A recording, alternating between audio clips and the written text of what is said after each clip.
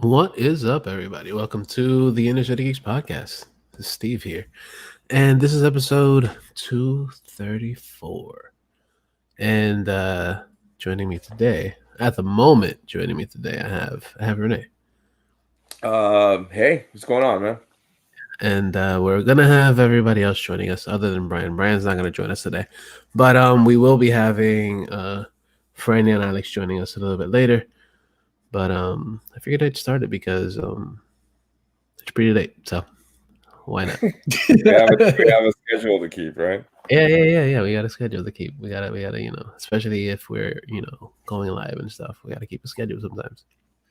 But this week is gonna be different than Well, the last week was also a different type of episode. We didn't really go into what's been going on and stuff. But this week being that the year is pretty much almost over, I figured we'd talk about the things that a few of our favorite things. So kind of like that song from the fucking from The Sound of Music. These are a few of our favorite things. Yeah, but Yeah, yeah, we're doing it differently, right? yeah, we're doing it way differently because, of course, instead of just doing, oh yeah, we're just all gonna do our top movies or whatever, or our top TV shows. I figured we just do some of our favorite things. It could be either movies or TV shows or music or things that we pretty much geeked out about throughout the entire year. That wasn't just specifically just movies or specifically just TV. Even though we are going to each talk about these things that of course, we have seen and experienced, but it's better than just talking just about one specific type of thing or one specific medium in a way. Yeah, there you go. That's the word. Which is a But good way to do it because we've all been homebound yeah, and we've saw so much good stuff this year, yeah, we've seen so including much too. today and Yeah. yesterday because the stand came out. Mm-hmm. And there's all this other stuff that was so good in such a shitty year for everything else that we could have had a list that were like 20 things long and end up recording a fucking 4 hour long podcast. So I took me a while to narrow it down and I really had to think about my choices, which is Yep. a good thing.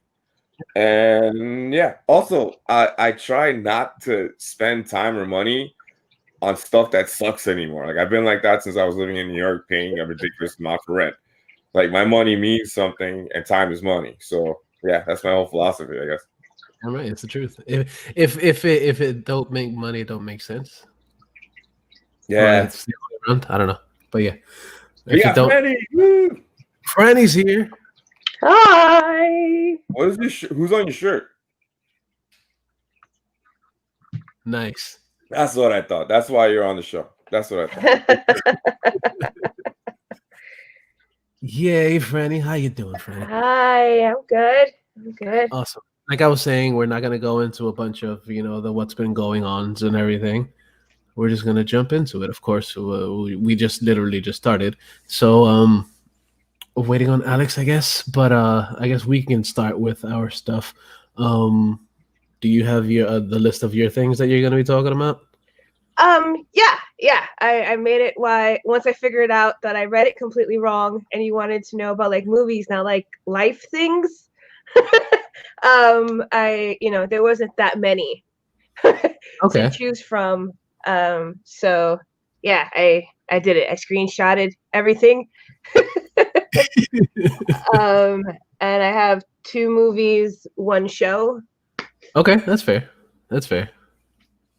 Good. I'm glad you got your list started. And I looked at your guys' list, and because I didn't want it to like be the same. Yes, that's also a reason. So I did look at it before I jumped on. Yeah, that's also a reason why I wanted to do a whole list of things, so that way we're not all just talking about. Oh, and by the way, I was like, what fucking list? Because like I checked my email and I didn't have it. They sent it to fucking spam. Oh, that's fun. But I found it, so Okay. I'm prepared. Okay, good. Sweet. Yay, stupid Gmails. But yeah, like seriously, how do you send me the podcast link from the same email and the other email that you sent me yesterday to my spam? Mm-hmm. Yeah. You Oh gotta love it. well, I found it. At least I found it. Yeah, exactly. Yay. I got all sad. I was like, he didn't send me no list. No. Yeah. What? And there it was. Yeah. The reason, like I said, the reason I wanted to do the list that way is so that way we're not all jumping over each other, because that way we all have something different to talk about. And because we could all be like, oh yeah, we loved this one thing, and then everybody else be like, okay, yeah, then that's the episode, because we all wound up talking about the same fucking thing, and that's not fun. It doesn't make it very fun. Well, it's tricky for 2020. Like there really wasn't that many things. There were a lot of things, but we were being that we were kind of restricted on what we could do. We only got to see certain things or experience certain things. Yeah, limited options. That's the word. That's the word. My brain doesn't work sometimes. Extremely limited options. Yeah. So also I'm gonna be going over Brian's list, since Brian's not gonna be with us today. I'm gonna be talking about the stuff that Brian has as well. Cool. Yeah. So we're gonna be going over. I'll say it again. We're gonna each pick 3 different things, whether it be TV, movies, music, events. I asked Brian to do figures as well, if he wanted to do figures, because he, of course, he loves his toys and stuff. He didn't give me any toys or anything. But that's I did. Got me back to collecting. So I have 2. Oh, you have 2 figures as well? 2 toys? Toys, yeah.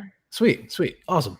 And and we also 2 honorable mentions towards the end, and then maybe something a little bit later. But we'll see.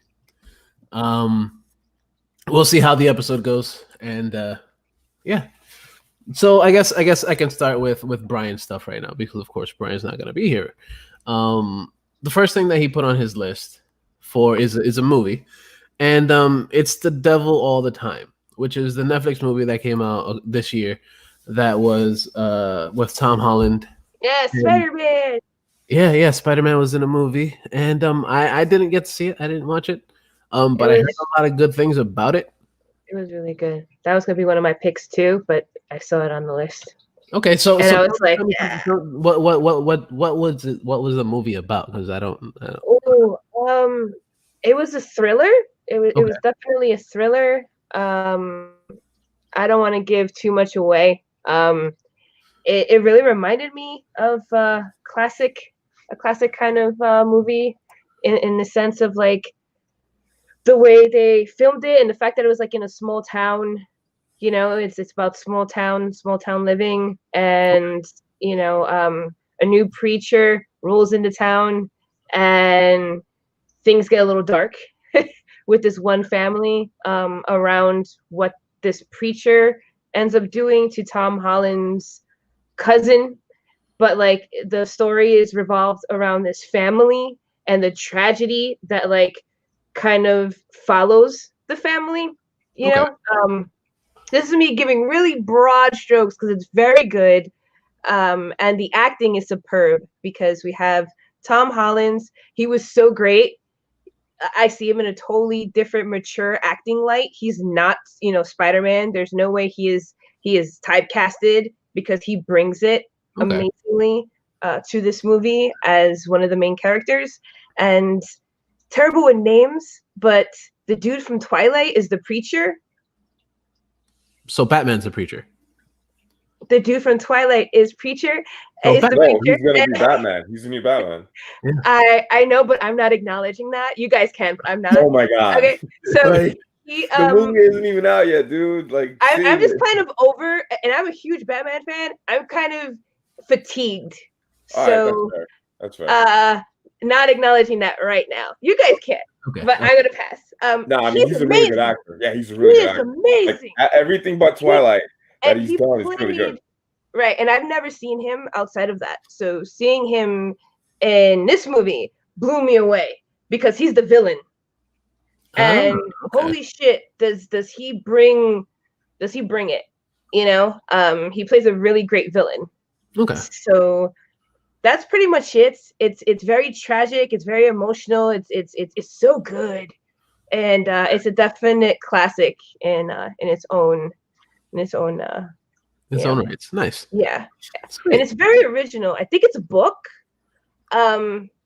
It's great. It's great, and the way it ends is great. And there's like a narration also along with the acting, and I thought it was done very well. Usually when they do like the narration, it kind of clashes with the film itself, but it was done so well. It kind of reminded me of A Christmas Story, how the narration worked very well with the movie's flow. Like it was part of the movie. It just wasn't like an afterthought. You know what I mean? And just like kind of plugged in. It gave nuance. It gave a really nice nuance and added to that classic kind of movie feel. Yeah. Interesting. So it was really good. Very good. Well, very cool. Very cool. I'll definitely be checking that out.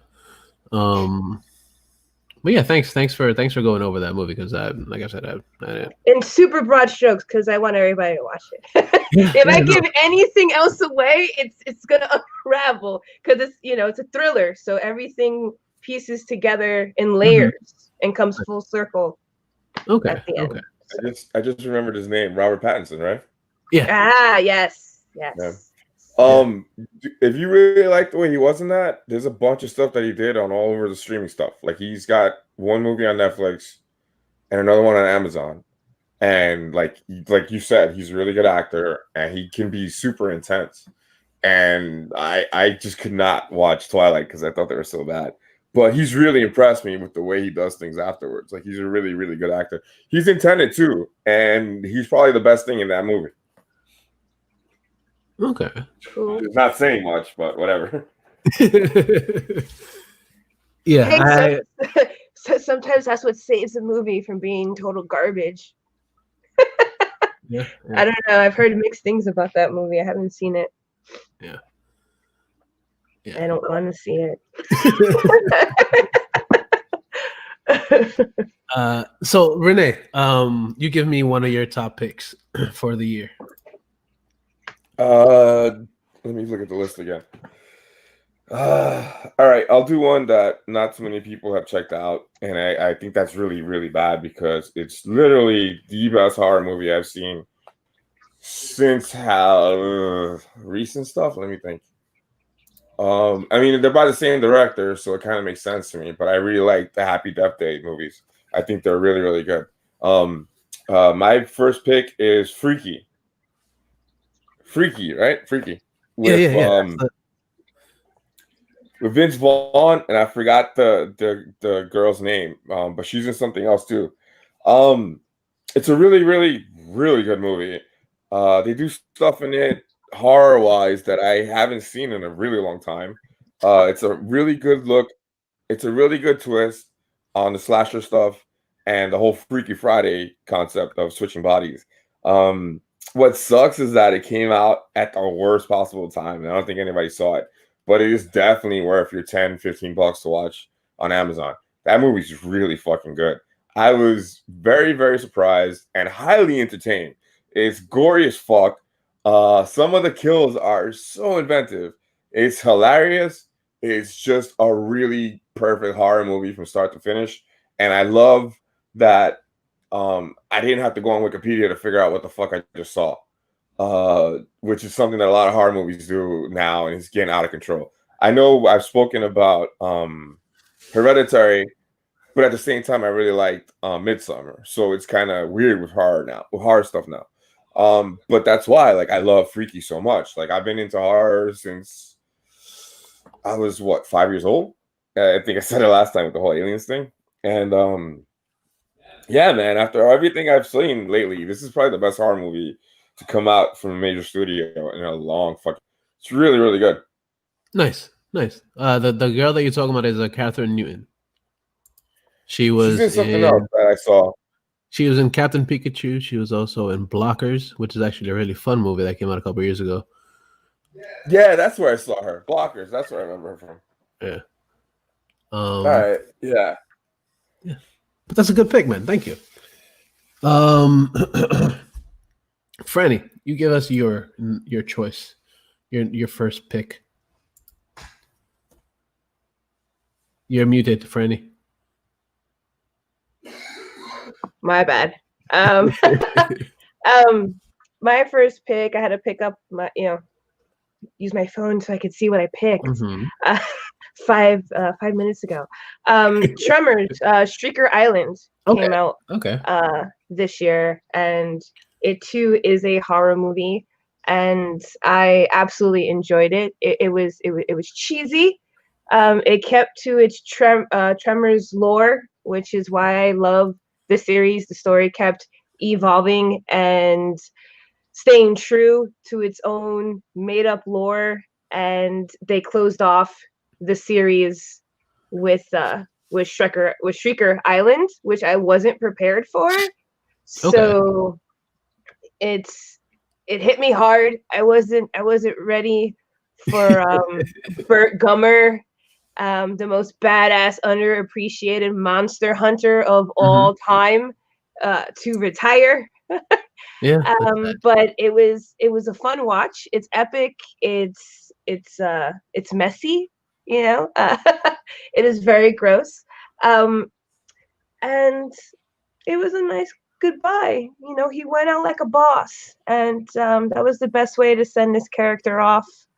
If it was time for him to go, because he's pretty old. So I get it. You can't keep running after monsters all the time. Yeah. At some point your knees are going to give out. You're 70 something. So it made sense, and it stayed true, and I absolutely loved it. So nice. That's an awesome pick, because I've always loved the Tremor series. But I haven't seen the new one. I haven't actually seen the last two or whatever. But I've always loved the originals, and even up to like what was the third or fourth one or whatever, I enjoyed them. But this new one I haven't been able to check it out. Yeah, they're really great. Besides the kind of standalone one where they go back in time and kind of show you like the prequel of that town. And they use Bert in there, which kind of like confuses everything. That one I really don't count part of the legacy of Tremors. I kind of feel like it's like one of those fun out of the box tries. I'm glad they picked up the original story plot and kept moving forward, because it's a great watch from start to finish. When I saw Shrieker Island, I went out and bought the whole series and watched it all the way through. It's perfection. especially for a cheesy, air quotes, B-rated horror movie. Right. It really stands the testament of time, and its story doesn't get old, and they're always fun to watch. No matter where you pick up, it all makes sense. It's just great. Very impressed by their writing. Gives me a geek boner. That's awesome. Like I said, I want to watch it. I want to check it out. So I may be doing that next week, because why not, right? It's still on Netflix, so yeah, and it'll be on Netflix for a while, because Netflix doesn't really destroy the things that they put out sometimes. So I guess we'll go to my pick. My pick for my top three things that I enjoyed for the year so far. I guess I'm gonna go with some horror stuff, because of course we've been talking about horror. So yeah, it looks like we all love the horror stuff. So the one that I'm picking is Color Out of Space. Color Out of Space. What the fuck? Yeah, I'm not even drinking right now. But yeah, Color Out of Space. That is a fantastic fucking horror movie. And it's one of those that has like a huge build. So it starts off really slow, and then as it goes, it just like starts showing you how fucked up it can get, and how fucked up it can get. And it just keeps going and going and going, to the point that you're just like, what the fuck just happened here?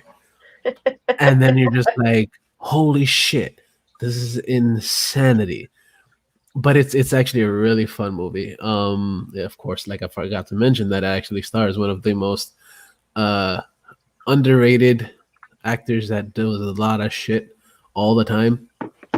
It's fucking Nick Cage. Yes. Yeah, it's fucking Nick Cage. Yes. Yeah, I love him. He chews the scenery, but he fucking does his fucking thing in it when he does, and I fucking love it. So yeah, the color of color out of space. There we go. It's a good fucking flick. It's definitely worth checking out. It's one of those movies that I've mentioned before. If you've seen Creepshow, there is one part of Creepshow that has a lot of the elements that were done into this movie in it. One of the little vignettes in Creepshow is the one with Stephen King that he's like the He turns farmer. into a mossy creature because Yes. of the meteor. Yes. So that's pretty much the entire thing. That's this movie. He becomes crazy from a meteor. Yeah, because the meteor lands. I figured it out. the meteor lands in his land or whatever, and it basically winds up fucking with his entire family. See, that's pretty cool. That. See, instead of doing fucking reboots, let's do more of that shit right there. Yeah, Take an old idea and make it your own into a bigger idea. Yeah, it's That's fucking great the way they did I it. didn't see that. Yeah, you didn't see that coming, right? Yeah. It's good. It's definitely worth a watch. I think I saw it on Shutter. So if you want to check that out, it should be on Shutter still. I don't think it's going to be coming off anytime soon, but it's a really really fun flick to watch. So definitely check out the color out of space. And it's cool because also like what I did love about it is the fact that the entire tone of the movie is very purple. So it's very, very, very purple, very violet, very, very like if you're high on some shit, it'll just fall right into place for you. It's really fucking good.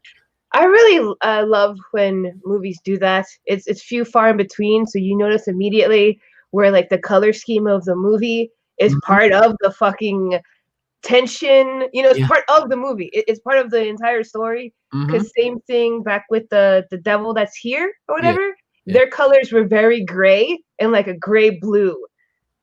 And then when the tension started changing, it started getting like a little brighter and like a little more beige. And it's done to the point where it is noticeable. Yeah. So that's even more inviting to watch the color out of space.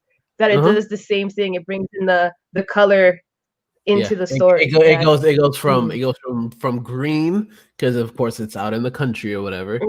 As the story goes, it starts turning more and more dark and purple, and everything just starts looking violet and weird. And that's when you see shit's really starting to go down. Escalade. That's so cool. And it gets to a point that you're like, what the fuck am I watching? Because you see some shit. You're watching a really bad ass trip from space. Yeah. Some shit. Like I know I mentioned it on the episode that I watched that when I first spoke about it, but yeah, there's some shit that happens with a horse, some other shit that happens with like a mother and her son. It's fucking crazy. Nice. Good, but it's crazy good. Yeah, so the color out of space is there. I said it right straight once. Yeah.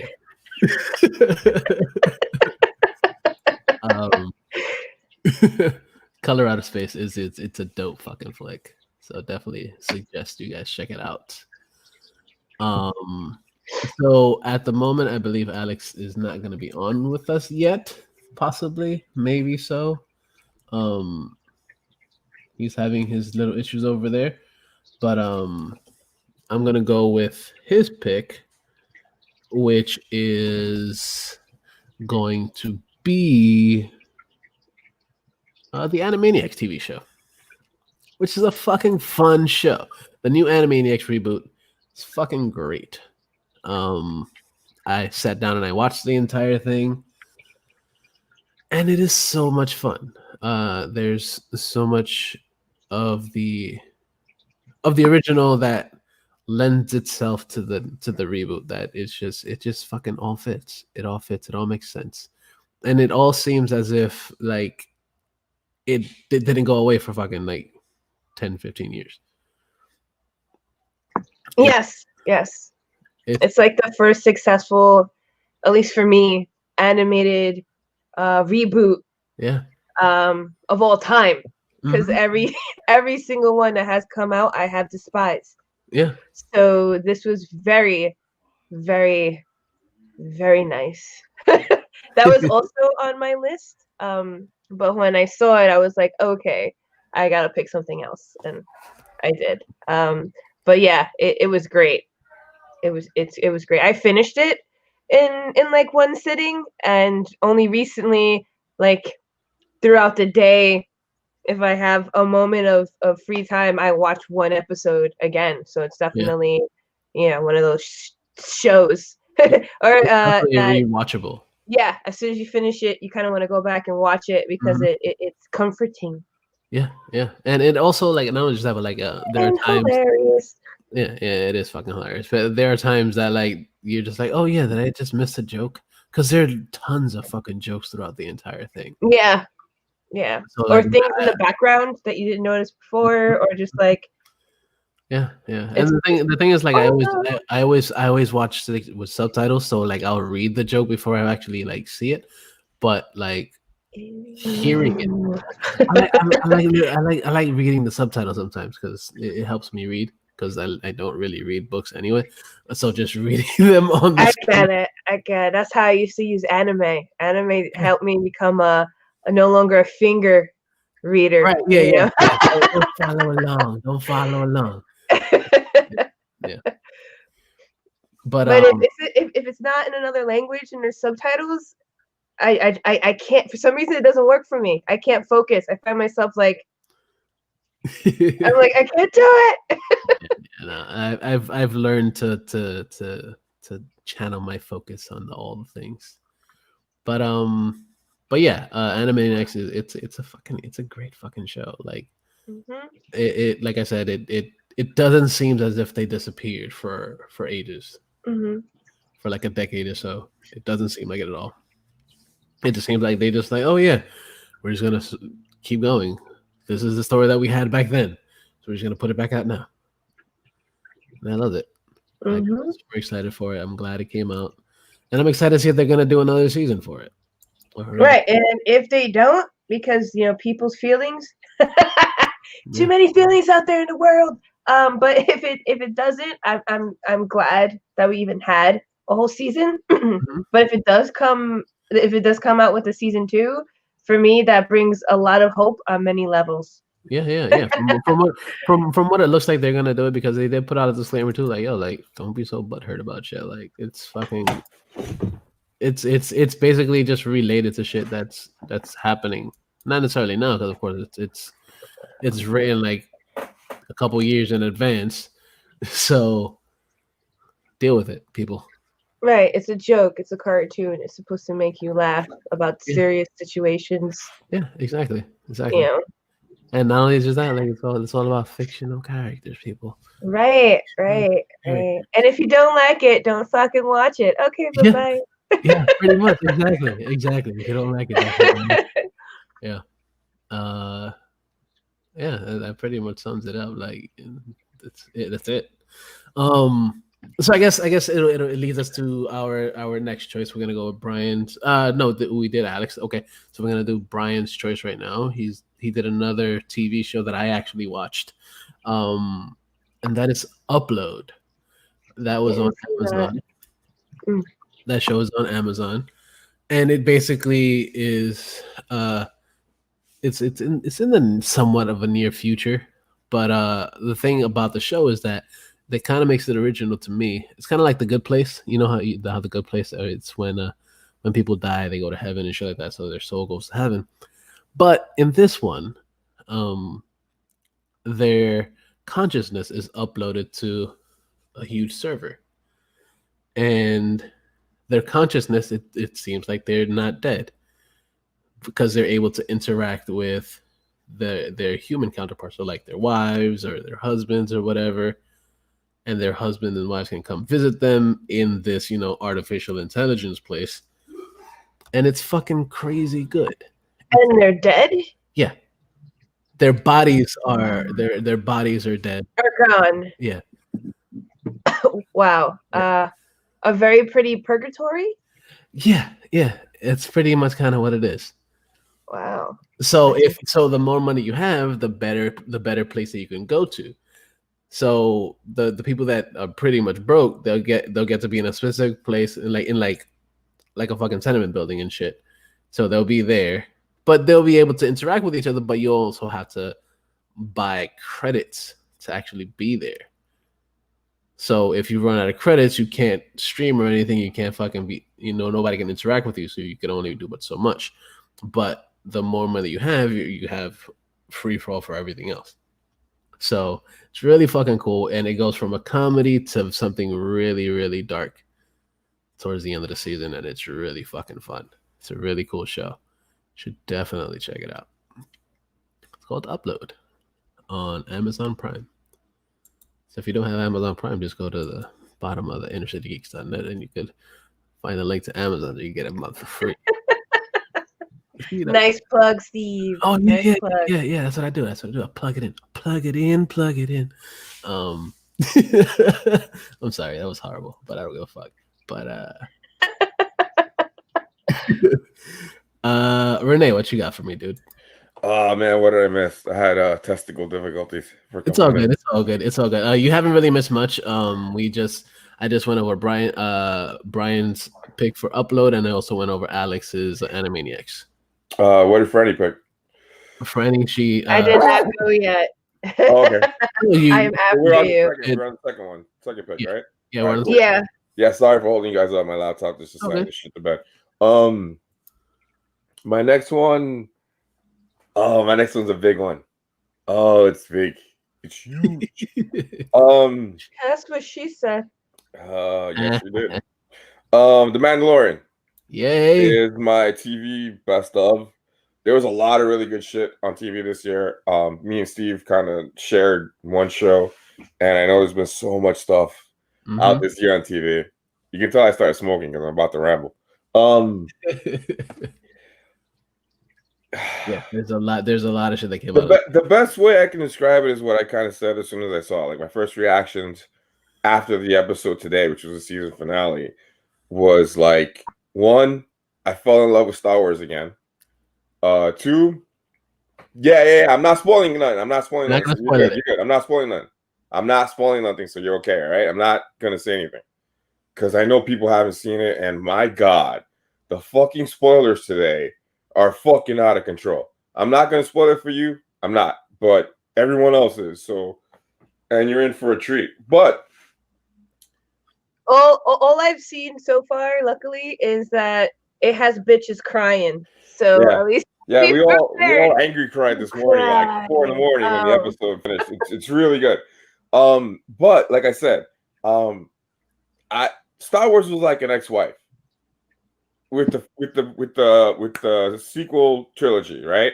Those movies are J.J. Abrams movies, and the second one, the piece of shit one, is a Rian Johnson movie. They're not Star Wars movies to me, all right?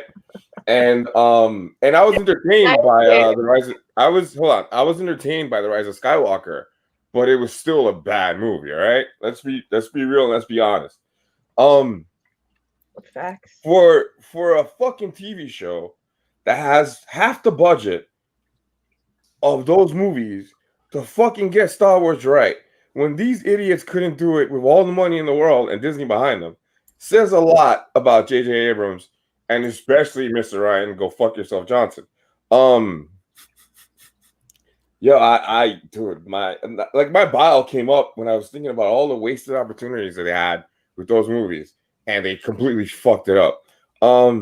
Like think about it. Everybody and their mother has a Grogu and Mandalorian T-shirt. Nobody except fucking homeless people have sequel trilogy T-shirts. Okay, like. Right? I'm not wrong. Like I'm a stoner, but I'm not wrong. Well, Like, there's some people out there like that people are like delusional, yeah, no, and look, and I get it. usually violent and Yeah, unstable, man. I don't understand that. who rock that merchandise or defend those No, like, films. yeah, I guess if you're wearing that T-shirt, you're gonna have to fucking explain it. Like, I get it when a little kid likes it, but when an adult tells me they're good movies, I'm like, what the fuck happened to your eyes? Anyway, I say, what happened to your brain? that Like, too, but did you have head trauma? it starts with the eyes, man. It starts Were with the you eyes. completely shit faced while watching the film? Possibly. Are you cataracts? Need glasses? How many fingers am I holding up? All right. So, all right. Back to the point. The show itself, starting last season, because last season was fucking good too. Up to like now, it's really made me take a second look at what's going on with Star Wars and really kind of got me back into it. Plus, Star Wars Squadrons came out this year too, and it was a really good game. And that really got me back into Star Wars too, because it's an X-Wing TIE fighter simulator sim/action game. It's really good. The Mandalorian got it right. And we've been waiting for this since 1984 when Return of the Jedi, or 1983 when Return of the Jedi dropped. And yeah, man, like it's fucking insane. Like I'm not ashamed of having my sleeve now. Like I got Boba Fett on my sleeve in 2005. Like I've been living this life like this dude says in Rogue One. Like I've been living this life since I was like 4 years old. And yeah, man, like I think the Mandalorian is like one big love letter to like us and Star Wars. I think they need to give Dave Filoni and Jon Favreau their own movie like stat, because they fucking get Star Wars. Mhm. There's Star Wars at its heart is just a silly fucking fantasy about space wizards and people flying in space with no windows. It doesn't have to make sense, but it has to be fun. And when you take the fun out of it, it's just not Star Wars anymore. The prequels are fucking bad. That's another revisionist fucking history that came out this year. Hayden Christensen is not the best actor in the world back then. I know he's gotten better. But the best part of that movie was Obi-Wan. The best part of all those movies was Obi-Wan. Fucking General Grievous, a 10-foot tall asthmatic Turkish guy. What the fuck? And he dies like a bitch. I was like, ugh. Someone else said something to me earlier on one of my social media things, and I have been saying it too before. The stuff about the prequels and the sequels is like if they're missing the heart that is in Star Wars. Like when you watch the original trilogy, even with the special editions, those are people in suits. Those are Muppets. Those are like practical effects, and that was kind of what brought us to everything about it, and that's why we love it so much. Like we saw how it was made and we fell in love with it. We saw how they fucking did everything, and it just made us like fall in love with everything, every aspect of it. People got into fencing because of Star Wars. People got into samurai culture because of Star Wars. The Japanese movies that inspired George Lucas, all that kind of shit. And yo, dude, like the Mandalorian fucking nailed it to the wall. This is the way. Yeah, I can't wait. I think that like after the backlash that the trilogy, the sequels got, they're kind of going back to basics, which is something they really needed to do. And I'm so happy with the way it turned out, man. I mean, people who have never seen a Star Wars movie, have Grogu like in their hearts. I mean, that says a lot for fucking Muppet. Like, the other thing about this Mandalorian that I thought was great too is, which I was completely shocked, half of the effects for this season, and I guess last season, were practical effects. When you see the AT-AT walkers, the AT-AT cranes, those are fucking models. I was like, holy shit, man! Like, yeah, and it's. I kind of noticed it in the last episode because some of the CGI is wonky, but yeah, like most of the stuff that it did for the effect stuff is practical. And yeah, man, like that's the kind of love these people have for this shit, dude. Like they got the spirit of it, and the spirit of Star Wars is being nerdy, having fun, and believing in space wizards with like laser swords. I mean, Star Wars doesn't make any sense. You've got fucking hyperspace, and lightsabers, but you can't cure astigmatism. What the fuck? Like, why do they wear glasses? Think about it. Anyway, The Mandalorian's awesome, and that was my pick. I also feel like with Star Wars also had a lot of heart. There was a lot of good versus evil. You know, it really shined the light on the basic story of a hero's journey, which honestly is the same direction that they're taking in Mandalorian. You know, it's like a space version of Adventures in Babysitting. Yeah. You know, and again, it's full of a lot of heart and a lot of the importance of kinship and your traditions, you know, and their clans and what's right, what's wrong, even if it's against their way, they're standing up for what they believe in, you know, listening to their intuition. Like for me, Star Wars when I was younger wasn't just about the space wizards and the badass fucking princess that was the first to fucking grab a gun and start shooting back during her own rescue.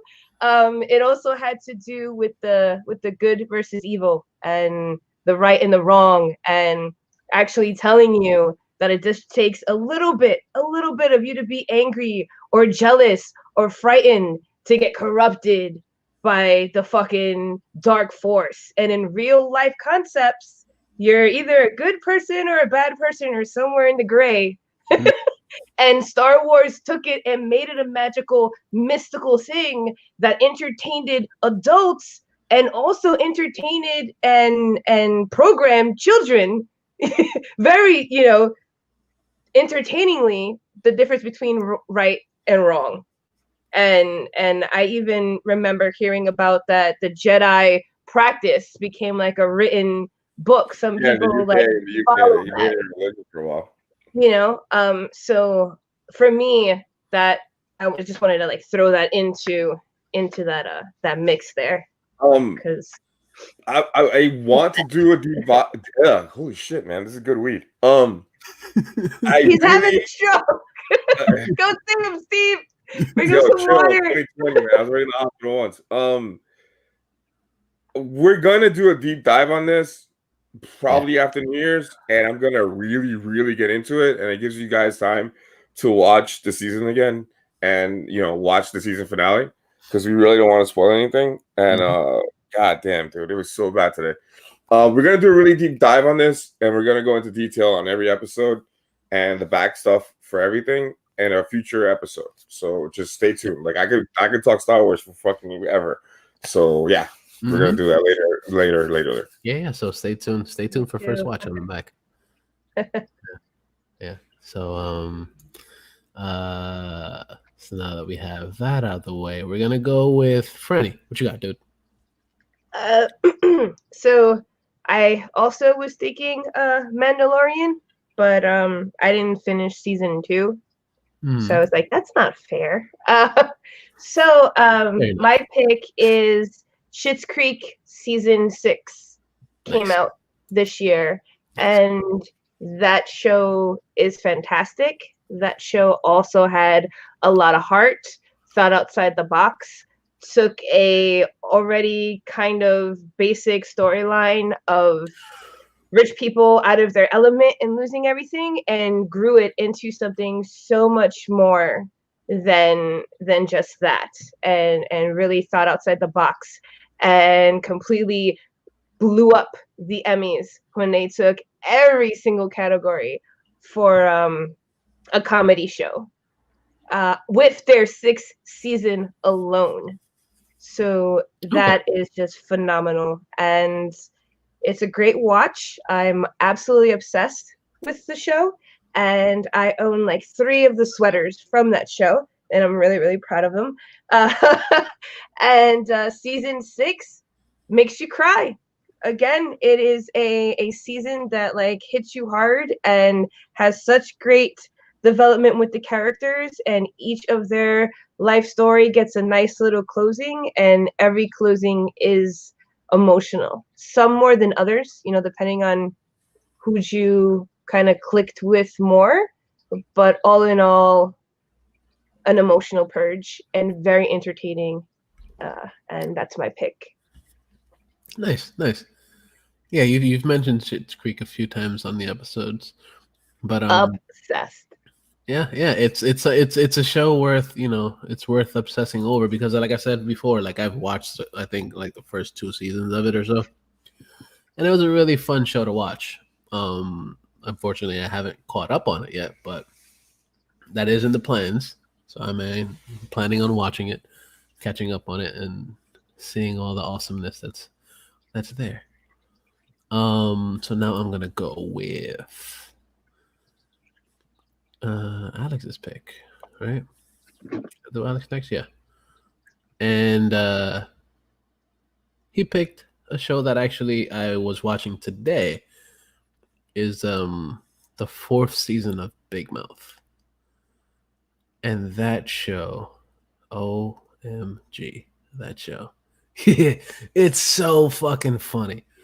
Like not just funny, haha, just ha ha ha. It's so funny, haha. No, it's fucking like literally laugh out loud funny. Like there are jokes in there that like I couldn't keep my laughter in. Like I just had to fucking, well, literally laugh out loud. It was fucking good. There's so much good shit in it. Um, I'm not completely done with the season, but I'm gonna talk about it because, of course, like I've been watching it.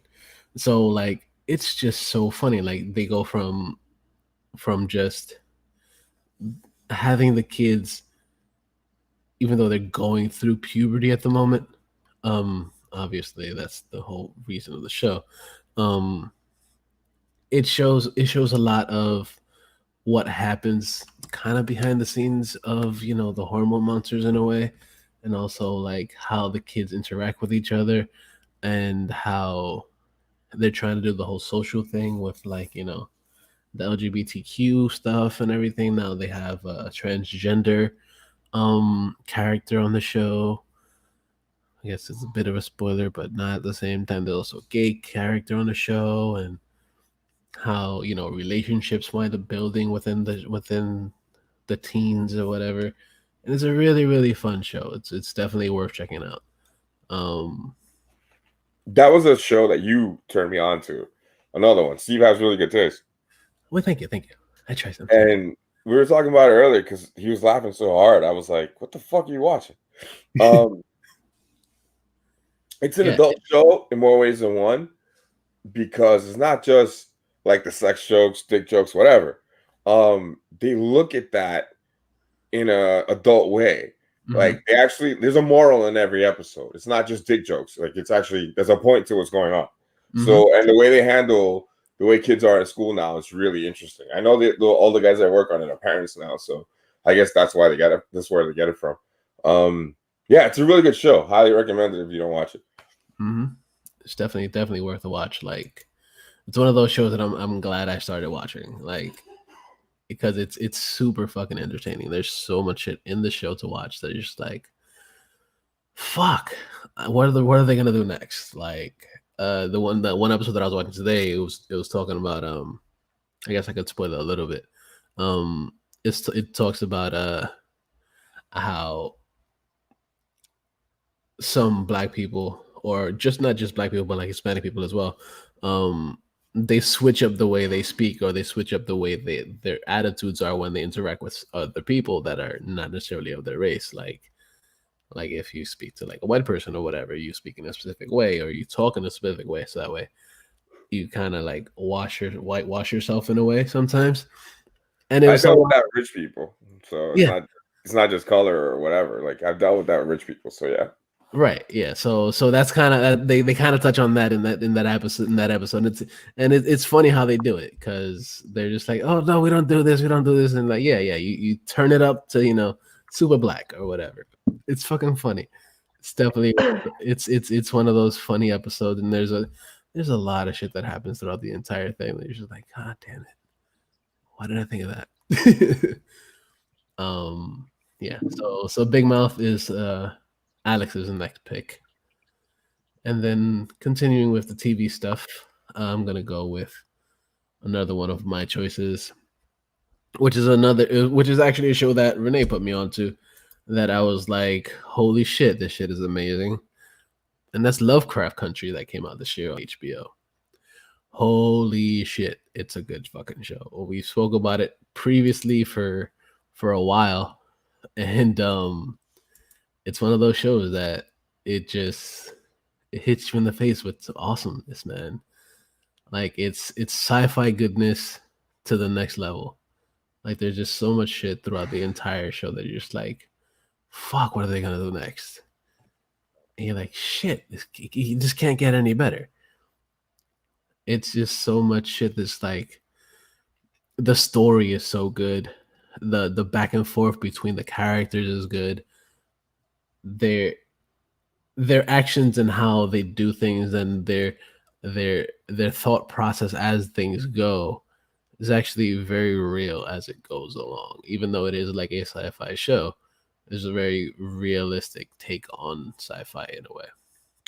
Yeah, dude, I'm so glad you like gave it a shot because that show is really different and it's so fucking good. Like I call it 2020's Watchmen. Yeah, it really is.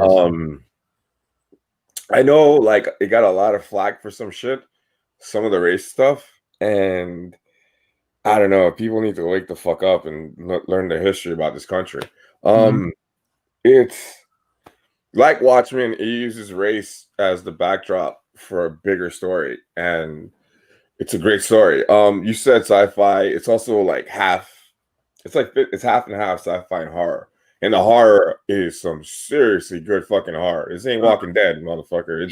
It's a really good, fucking smart, well written, well acted fucking show. Like I was telling Steve, like the girl, one of the girls who's in the show is in his house, which is another good, really good thing to check out on Netflix. And this dude's gonna be Kang. Cannot wait to see him as Kang. Yeah, he's gonna be Kang the Conqueror in the Marvel movies. I can't unsee it now because he kind of has the same like wide face as OG Kang, so like I can't unsee it. And he's in the Spike Lee movie, the Five Bloods. He's in that. Yeah, that's another one that came out. Like, That's actually on a lot of people's like favorite lists of the year as well. He's not like in there for like a cameo. Like he's in it for the whole fucking movie. Like it's actually that's what caught my eye with this kid because he's really good. Okay. He's done some other movies too. I just haven't had a chance to watch him. I think, yeah, I forgot the name of it. Something in San Francisco, which I heard was really good. Yeah, man, definitely check out Lovecraft Country. Lovecraft himself was a straight up fucking white supremacist, and it was fucking awesome how they fucking like shoved that in back in his face, and it's an all black show. Not all black, but it's like a mostly black cast. Yeah, I love this show. Really good. The first 2 episodes are like a really good short movie, and then the rest just keeps going.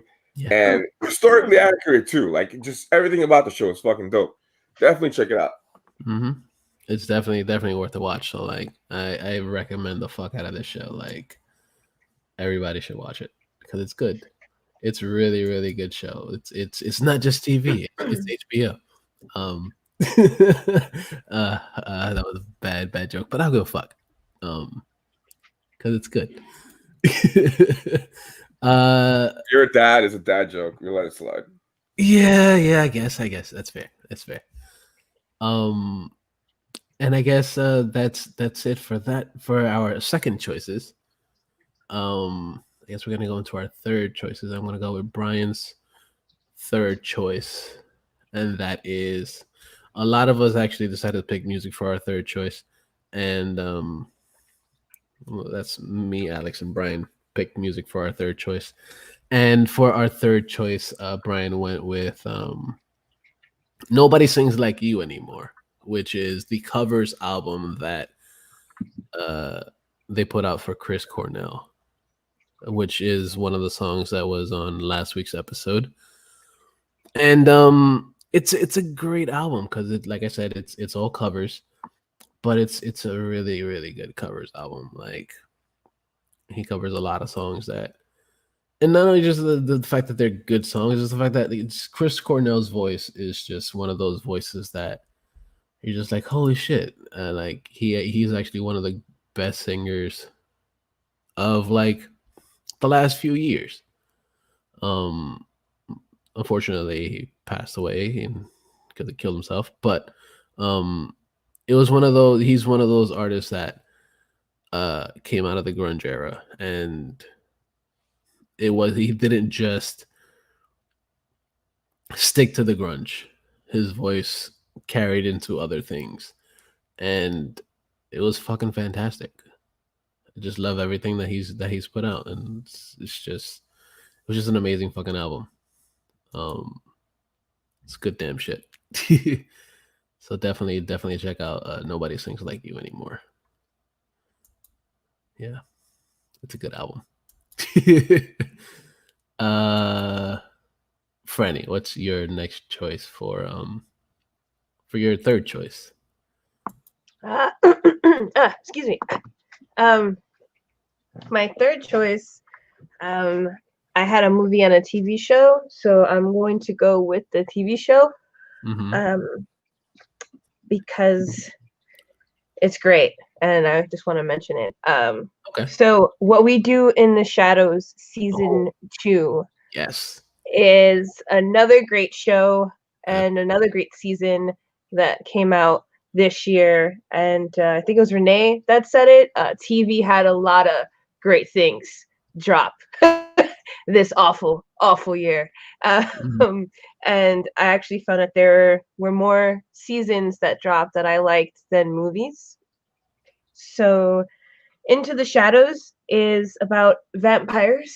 And there's also a movie. If you haven't seen it, you should check it out. It's totally worth watching.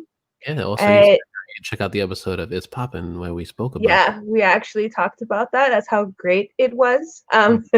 And they have their second season, and I'm crossing my fingers that they get a third, because they're working on the third season. Oh, that's great news. There we go. I'm happy.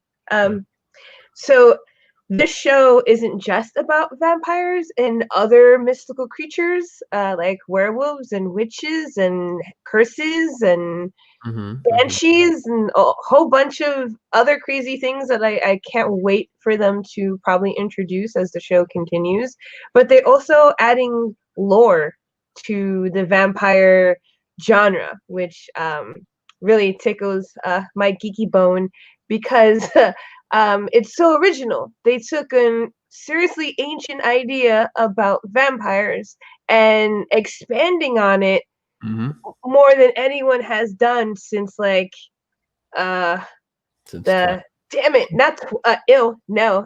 lady Anne Rice. Yeah.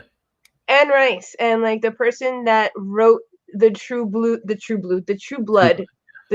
series. They expanded it a little bit, but like What We Do in the Shadows is just like taking it to like the next level in a really fun office kind of mockumentary kind of way, and letting us be in this world of vampires and showing how hard it is for them to incorporate themselves in society as the years evolve. It's getting harder and harder and harder for them to keep up. And season 2 introduces the concept of vampire slayers and witches. So that was great. And so What We Do in the Shadows is my third pick. Yeah, one of my favorite things from What We Do in the Shadows is the fact that they have a daywalker, which was something that we've never really seen other than in Blade. And that's fucking fun. It's a daywalker, but not only just a daywalker, but it's also a daywalker that sucks your energy. He's a psychic vampire. He's my favorite. He is so my favorite. He's I can't remember his name right now. I'm Googling. Yo, Googling. Robinson. They call him Robinson. How was the Babadook? Because I read somewhere that the Babadook was on the show. Oh yeah. He's just like a guest. He's not like an episode. He was mad chill. All right, I gotta check it out, dude. You knew it was him because of the makeup. Oh my god. I think someone says who invited the Babadook. All right, I gotta check it out because you guys, like, everybody's been talking about this season, so I gotta check it out. And I'm a huge fan of everything connected to the movie. So yeah, And also, it's like a Watiti thing. Like he's also like the guy that did an episode of Mandalorian. He also did the Guardian stuff, and he's also working on fucking a bunch of other shit. So He's doing a Star Wars movie. It might be the surprise next. It might be one of the surprises. What the fuck? This is how crazy this year's been. That fucking was Jojo Rabbit this year? No, that was last year. No, that was last year. All right, you're about to say like that movie was awesome. We also did a video, weird ways. podcast on that movie. With Yeah, It on Poppin'. Jojo Rabbit. Yep. All right, I'll check it out. Yeah. It's definitely worth checking out. Fucking What We Do in the Shadows is fucking great. And it's very, very original. I like one of my favorite episodes this season was the introduction to witches. And witches apparently harvest vampire sperm to put on their faces so they can stay young forever. Yeah. I was like, what? And then they make a deal with the psychic vampire, or with our vampires. They make a deal that they're just going to do it themselves instead of them forcefully extracting it from them. Wait. Hold on. How do you? I'm actually afraid to ask, but how do you forcibly remove sperm? Oh, they show you very, very painful looking objects of torture. Yeah. And only one of the vampires gets really excited. Laszlo gets really excited, and he's like, "Ooh, where's that going?" Yeah. And it's full of spikes. So I don't know. They don't get a chance to extract it because there's much easier ways, and there's much easier ways, and I can tell you that most guys would be really okay with the easy way. Yeah, of course. So like that's really funny. All right. Oh wait, no. Gamero, their slave boy, their little Guillermo. Yeah, he's the one that makes the deal. Yeah, he's the one that makes the deal. I'm sorry. It turns out, there's a few things that happen with him too. So like, I guess I'm not gonna spoil that part, but yeah, Guillermo's he's a good guy. He's confused. He is definitely very confused, and I'm glad he's on the show. Yes. Because he really is like each character. Well, no, only Gamero. Say his name again, Steve. Guillermo. Yeah. Him and Robinson, the psychic vampire, are pretty much the only characters that are evolving through the show. The other ones, they're like past their prime of like because with the other ones, they're all older dudes. Yeah, they're ancient. They're ancient vampires. Yeah, who are just trying to get by. Yeah, it's fucking good. You should definitely check out What We Do in the Shadows. Yes, it's a very, very, very fun show. And I'm gonna go now with whose pick is it now? Is it Alex's third pick now? Yes, I did Brian. Yes. So now it's Alex's third pick. And Alex, of course, we the next couple picks are gonna be music picks. Oh no. Renee, did you do yours? No, you didn't do your third pick yet. So yeah, it's your turn, Renee. Hello. Yeah, my bad. Okay. Yeah, so I was like, I'm high, but I'm not that high. I was like, yeah, the third.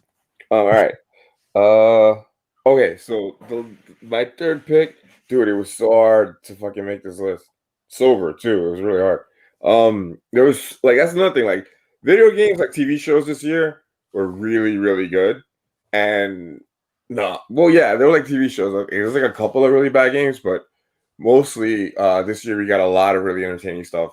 And also the second half of last year, we got some really, really great fucking games.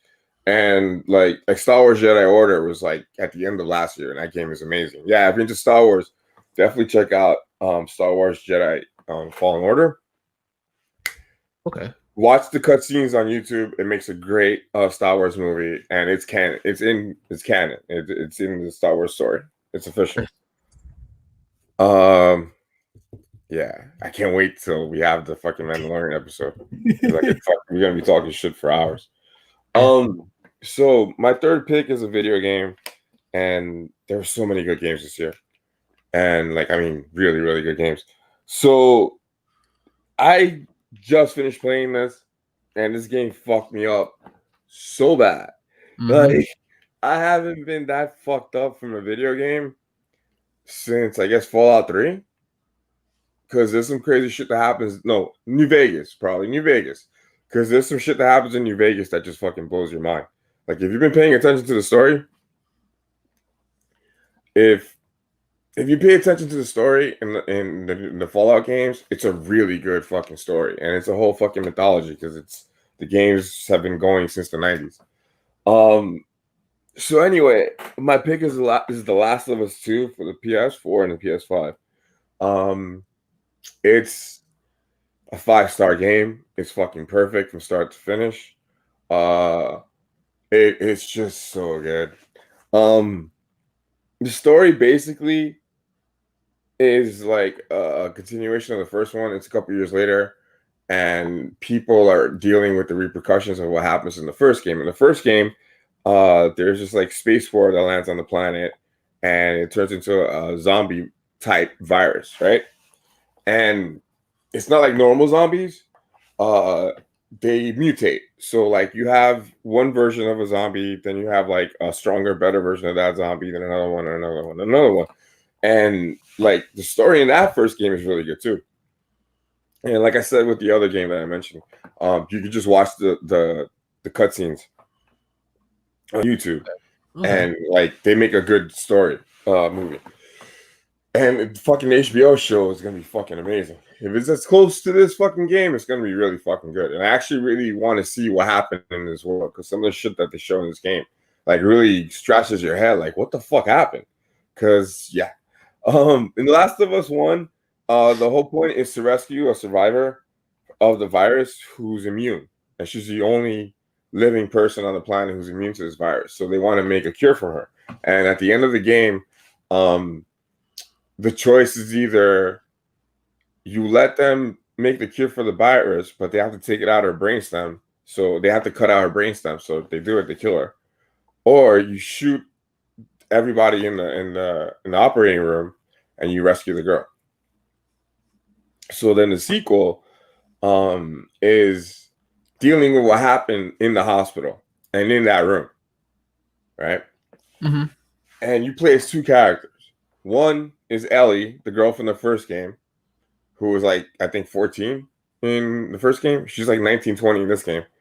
And you also control her enemy, who is a girl named Abby, who's about the same age. Abby is the daughter of the main doctor that was operating on Ellie, right? So she's got she's out for fucking vengeance and blood for anyone connected to Ellie. So like her people are enemy number one to Abby, and her people are enemy number one to Ellie. They end up killing her father figure. Like Abby, you see it happen from like different angles. Like you see it from Abby's side and you see it from Ellie's side. And they both have their reasons for doing what they're doing, right? And that's what drives the game. Yeah, dude. So imagine you playing the fucking video game and they fucking like kill your dad. And you have to fucking see it and suck it up and then deal with it. And the story leaked. The entire fucking game leaked about like 2 months before it came out. So this shit was like on the internet. And I fucking wasn't paying attention at all because I was like dealing with my own fucking stress in real life. So you saw that. You saw what I was dealing with. Like video games were the last thing in my fucking mind. Mm-hmm. And so I avoided all the spoilers and everything. And I just like went into the game cold just on the success of the first game. And I was completely blown the fuck away. The stuff that happens in this game is fucking over the top and gory as fuck. And it felt like you were in a war. I mean, I know that sounds fucking crazy, but this game gave me like a week of PTSD. And I know that sounds really bad for anybody who's in the military, and I apologize. But this game is really fucking good at showing why war is wrong and why people need to stop doing certain things. And dealing with the pandemic in real life and playing that game was really fucking creepy at some points. And it's yeah, dude, the story is so fucking good, man. Like that's another thing I could talk for hours on. Like the story itself is really, really, really fucking good. Everyone dies.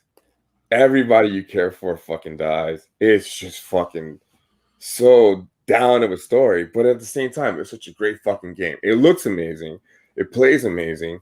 I'm not a fan of third-person games like Gears of War. Like, you know, when you're playing a video game, if you see your character, that's third person, like the Batman games, Gears of War, and this. I hate that type of game because you have to like fight like that, and sometimes the camera fucks up, and you also got to do a lot more moving on like every different direction. Unlike first-person shooters, where like you only have a set amount of ways that you can move, but that's the way the games are built, and that system works for me because I'm so used to it. The only game that actually changed that up was Doom, which was another fucking amazing game for 2020. Yeah, man, like this game, if you haven't, I know I just spoiled the shit out of it, but if you haven't played it yet, go fucking check it out. Play that shit. It's also really, really fucking long. I think I put in. You were on it for a while. Yeah, dude, it was fucking long. It was so long. Like, I got to the point where I kept checking the fucking thing, and I was like, yo, like, where the fuck am I in the story? Because this shit is going nuts. And like, if you play the game straight fast, you can do it in 20 hours. If you do it the way I did it and like semi-complete it and like get as many of the awards as you can get, I put in like 80 hours. Yeah, and he fucking tells you how long you're playing, That's man. 2 weeks of work right there. yeah, but dude, it's unlike work. It's so fulfilling mentally. Like it's like reading a really good horror story. It felt like playing a version of The Stand. This one more so than the first game, because like the first game is like it's there, but it's not there. This one fucking sticks in your head, man. Like depressing as it is, like I was thinking about like playing it again next year to kind of complete it. Yo, and the cast is great, the acting is great. It's a really good game. My only nitpick, is the length. Like I was joking around that the game directors of this game went to like the Peter Jackson School of Video Game. That's hilarious. Because there's like fucking 10 endings to it. And like there's a giant boss battle with Abby that I was like, holy shit. Like I had to really stop and like walk around. Thank God I'm on Zoloft now because I can't lose another controller. Like I was like, what the fuck, dude? It's really, really good. Like I loved it. It was so fucking good. Yeah, what else? There's some other stuff I want to talk about, but yeah, dude, it's like it's a perfect game. And yeah, dude, like at the end of it too, like it's such a fucking crazy game too, like for me personally, because it's 2020. Yeah, so for like half of my life, I was really homophobic and racist, right? And it's just the way I was raised. It just like fucked me up for a little bit. And I was also super religious when I was young, which people fucking crack up when I tell them. So that's like most Hispanics back in the day. Like most of us, a lot of us are super Hispanic. It's actually still a thing too, which fucking kills me. Homophobia and racism is really bad in Hispanic culture, and a lot of people don't really talk about it. I haven't seen the shows that have been out that have a lot of Hispanic culture in them, so I don't know if they touch on it, but yeah. But the game on a personal level touched me because Ellie's a lesbian and Abby's just a very strong female character. And for me to be able to play a game like this and to enjoy it that immensely and to make me think about what the fuck was wrong with me 25 years ago or 20 years ago, that I was so ignorant and so blind that everyone's just who they are. And you shouldn't judge any of that shit.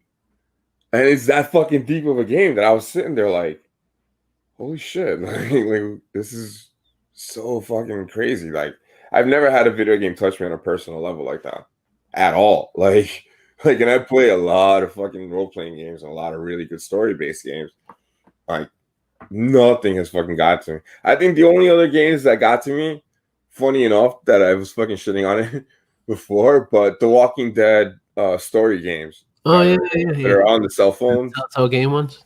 Yeah, the cell shader one. Like they're actually on fucking phones now, so you can play them on your phone.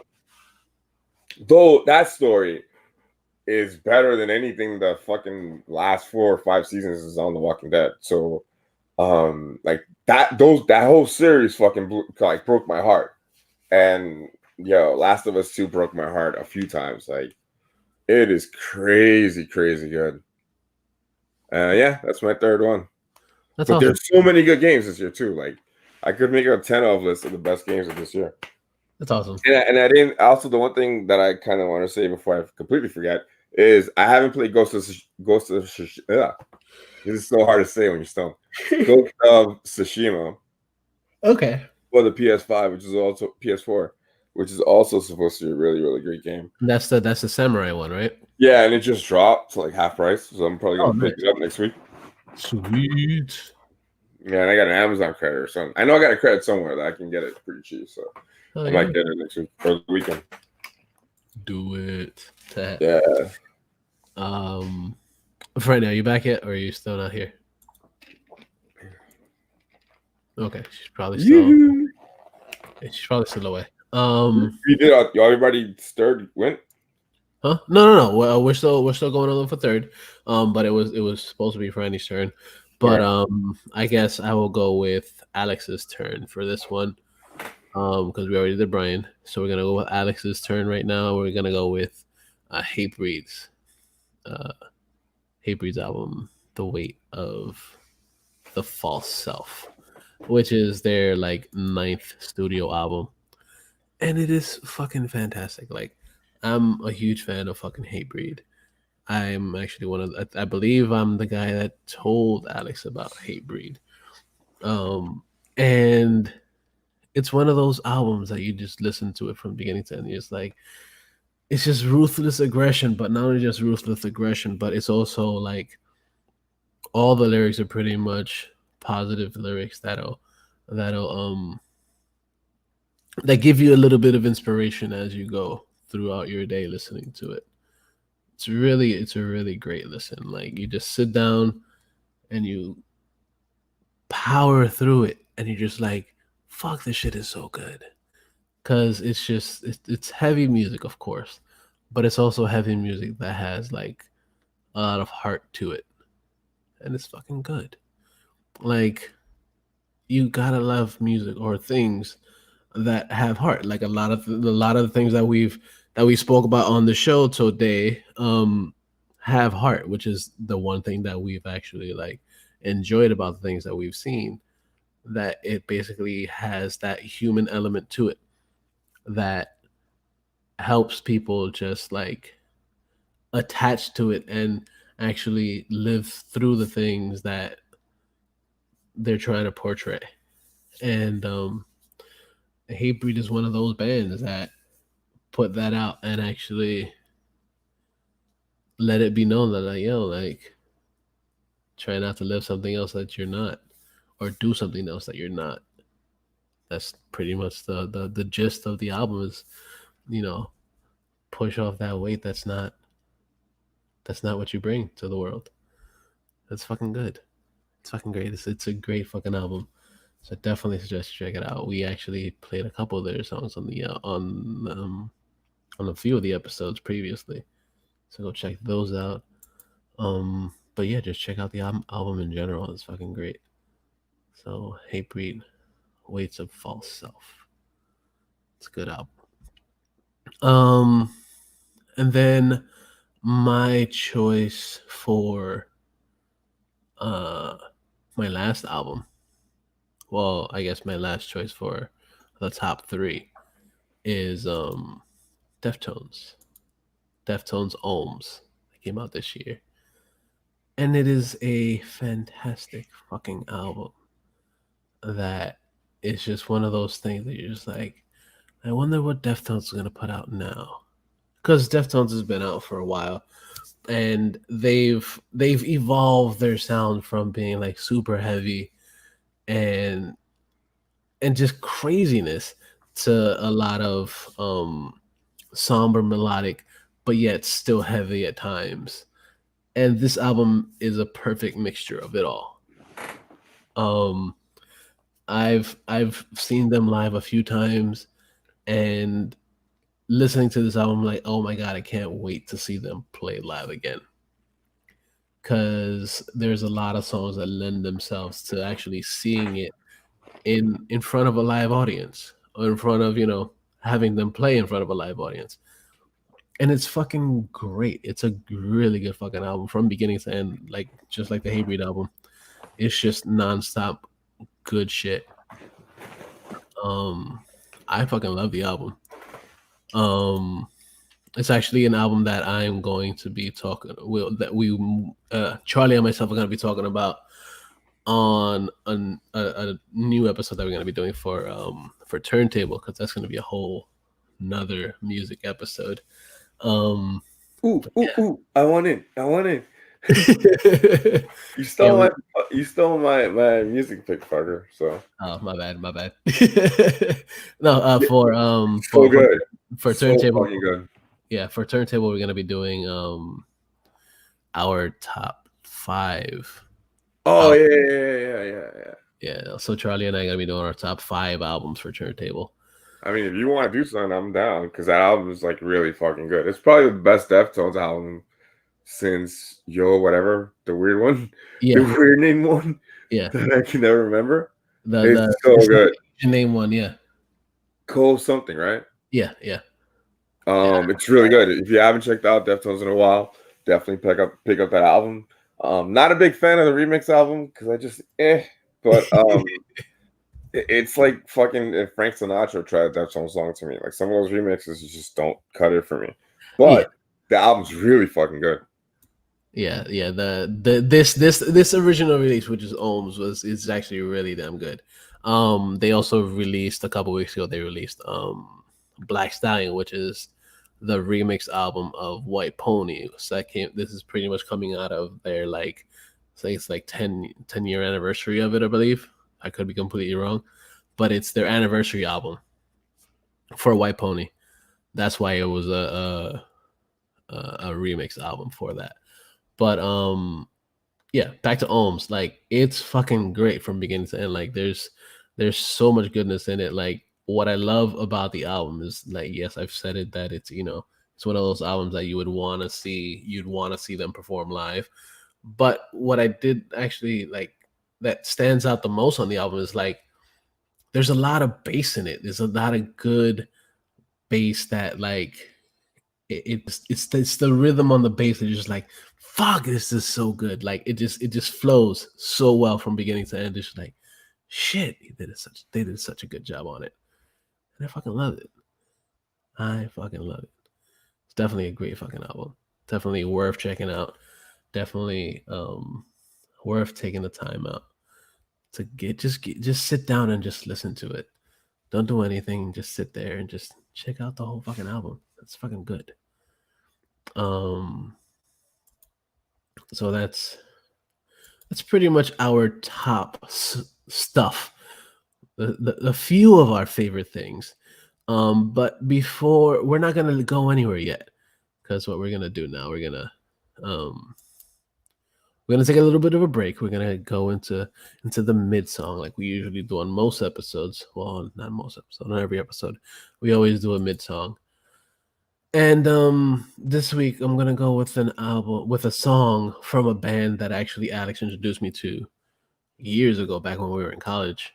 He introduced me to a band called Il Nino, and they've recently switched up a few people in the band, and it's kind of sad to see a few people leave, especially the lead singer. He left the group, but they didn't get a bad replacement. He's actually a pretty good replacement. I enjoy this song. It's really fucking good. It's a really fun song. It's very heavy, but I really like it. Like, I'm super excited to see what they're gonna do for this album. It's gonna be coming out in a few months, I'm assuming. Let me see. They didn't really mention when it's coming out, but it's a dope fucking album. It's a dope fucking song. I really fucking like El Nino, and I'm glad to see that they're actually, putting out new music, because especially after losing the lead singer and losing other members of the band. But it's good to see them actually put some shit out. So this is El Nino and Máscara, which is mask in Spanish. So check it out, and we'll be right back.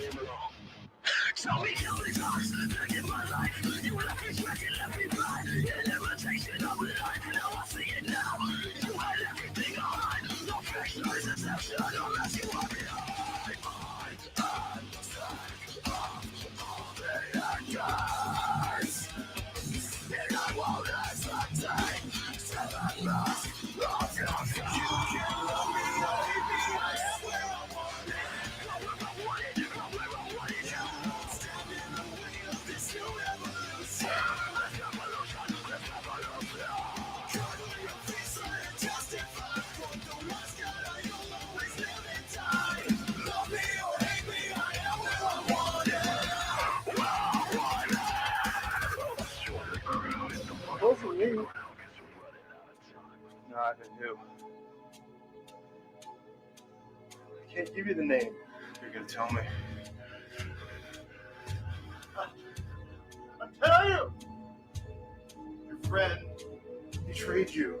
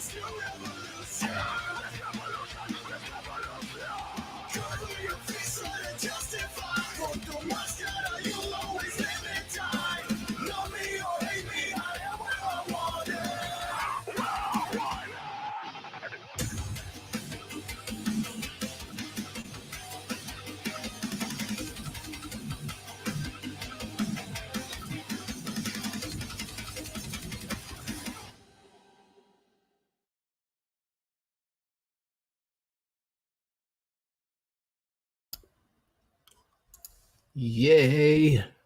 We are back. Oh, that was such a good song. I really enjoyed it. Like, I've always been a fan of El Nino. And I like the fact that they've actually switched it up just with a different lead singer and a couple of different, additions to the band. But I do like how they still stuck with, their original sound and, keeping, keeping the Hispanic flavor, that we've grown to love since the beginning. But yeah, it's a dope fucking song. So like I said, I'm excited to see what they're gonna do for the rest of the album. And now being that we're pretty much finished with our top favorites. This actually may be the next half of the episode, which will be coming out the week after. But this half of the episode is going to be basically talking about our honorable mentions. Of course, we spoke about our top threes, but in our honorable mentions, we're going to be talking about things that didn't necessarily make our tops. So, our bottom two. Yeah, our bottom twos of the episode. So, being that, Brian's not here, I'm going to go with his bottom two or his bottom one first, and then, go back and forth like we've been doing before. But, I'm going to go with Extraction. Extraction was a movie that came to Netflix, and it starred, Chris Hemsworth. And that was actually pretty decent flick. I'm going to say it was one of the first movies that actually like really enjoyed that he was in that wasn't necessarily Thor. Because it's a different type of movie. It's kind of like one of those like, yeah, I'm gonna go in military dude movies and get somebody from somewhere and try to get them out. And it's one of those movies that don't necessarily have a happy ending in it, but it's cool the way they did it, and I really enjoyed it. There's a couple scenes in it that were done really fucking well. There's one scene that I know we mentioned it before, where it's just like a one continuous shot, and it's all like action and shit as he's running through a couple buildings. It's fucking good. It's really good the way they did it. And I enjoyed it a lot, and I really enjoyed this movie. So I'm pretty sure you guys will enjoy it as well. So go check out Extraction, starring Chris Hemsworth, on the Netflix. So go check that out. So Renee, you want to pick something? No, pick your honorable mentions, right? Yeah, sir. Yeah, dude. Like I totally forgot Extraction was this year. Yeah, it was a good one too. Like, it's really good. I need to watch it again, actually. That one and what was the other one? Charlize Theron. Oh yeah. No, what the fuck is it? The Chosen One or some shit like that? Or yeah, yeah. I'm totally blanking on it, but that one was really fucking good. I think we talked about it too. Mm-hmm. Which is awesome because we forgot what the fuck it's called. All right, so my first honorable mention. The Old Guard, my bad. Yeah, the Old Guard. Yeah, that movie's really good. My first honorable mention is a movie called Underwater that came out around, I think, end of January, February. Yeah. It's really good. Definitely worth checking out. Another really, really good horror movie this year. Great cast. Completely blanking on the lead girl's name, but she's really, really good. This the girl from Sparkly Vampires, Twilight. Oh, Kristen Stewart. Yeah. And what's his name? The guy that's Deadpool's like sidekick. He was on fucking he was on a couple seasons of Silicon Valley. TJ Miller. Yeah, he's in it too. Oh, nice. And I'm completely. Why the fuck am I blanking on this shit? It's a really good cast. The French dude is in it that everyone thinks is hot, and I don't understand because I think he looks like a horse. Vincent Cassel. Okay. Yeah, he's in it too. It's really fucking. I keep fucking saying the same shit. Worth checking out. It's on HBO. It's on HBO Max. As of first week of December, because I saw it like 3 times when they hit fucking HBO Max. Nice. Good story. Great fucking ending. Surprise fucking ending. Yeah, and it's short too. It's like 90 minutes. That's even better. It was a really hard call between this and I guess this is my second place one because it's really hard to like kind of pick between this and Freaky because I love both a lot. Okay. The other thing about this movie that I like too is it's really straightforward. Also, just like Freaky, where I did not need to go on YouTube and watching one of those stupid Exclamation movies. yeah, which is so fucking dumb, but I get it, because I fucking sometimes have to go watch one of them. Or I just go to Wikipedia or whatever and kind of see what I just fucking saw, or IMDb. And I really hate that shit because that's like sloppy. Like the Star Wars sequels were really, really fucking guilty of this too. Like you had to like read extra shit to figure out what was going on in the story because they didn't really explain anything correctly. So a lot of horror movies do that too now. Like Hereditary is so bad with that. That's a really good example of what I'm talking about. I understand hiding shit in a horror movie where like part of the fun is having to finding the stuff randomly, and it feels organically, right? Fucking Hereditary is so fucking stupid that like it telegraphs all that shit. And at the same time, like it makes it really obtuse. So I have to fucking read what the fuck I saw. And I really hate that shit. It's a waste of my fucking time. If I'm forced to watch something twice and go fucking research it too, you can go fuck yourself. I hate that shit. It's so fucking lazy. Yeah, man. Underwater was fun. It was the kind of movie that I wish I went to go see it in the theater because I really, really wanted to support it because nobody fucking saw it. It was in and out of the movies. Like it was right before the pandemic hit too. Right, So, like, I was just about to say that. Yeah. Yeah, it was in February, I think. Because it was still winter. I saw it at work, so like it's really an entertaining movie that I actually sat there for fucking 90 minutes and like didn't do my job. Nice. Yeah. Some really great kills too. Don't watch it if you're claustrophobic at all. And like I said, man, like a lot of people ruin the ending when you fucking Google the movie. So be careful of that one huge spoiler. And the way it ends too is a really fucking nice ending, man. Like not even just the spoiler part, the part with the last survivor is really cool. It's really well done. Nice, very nice. Yeah, I keep telling you to watch that shit. Yeah, you do actually keep mentioning it. I've never gotten a chance to, but I'll watch it. I was so like gratified when some people on Twitter were like, "Yeah, we saw it because of you, and it's really good." Sweet. Okay, yeah. I'll definitely check it out. Thank you, sir.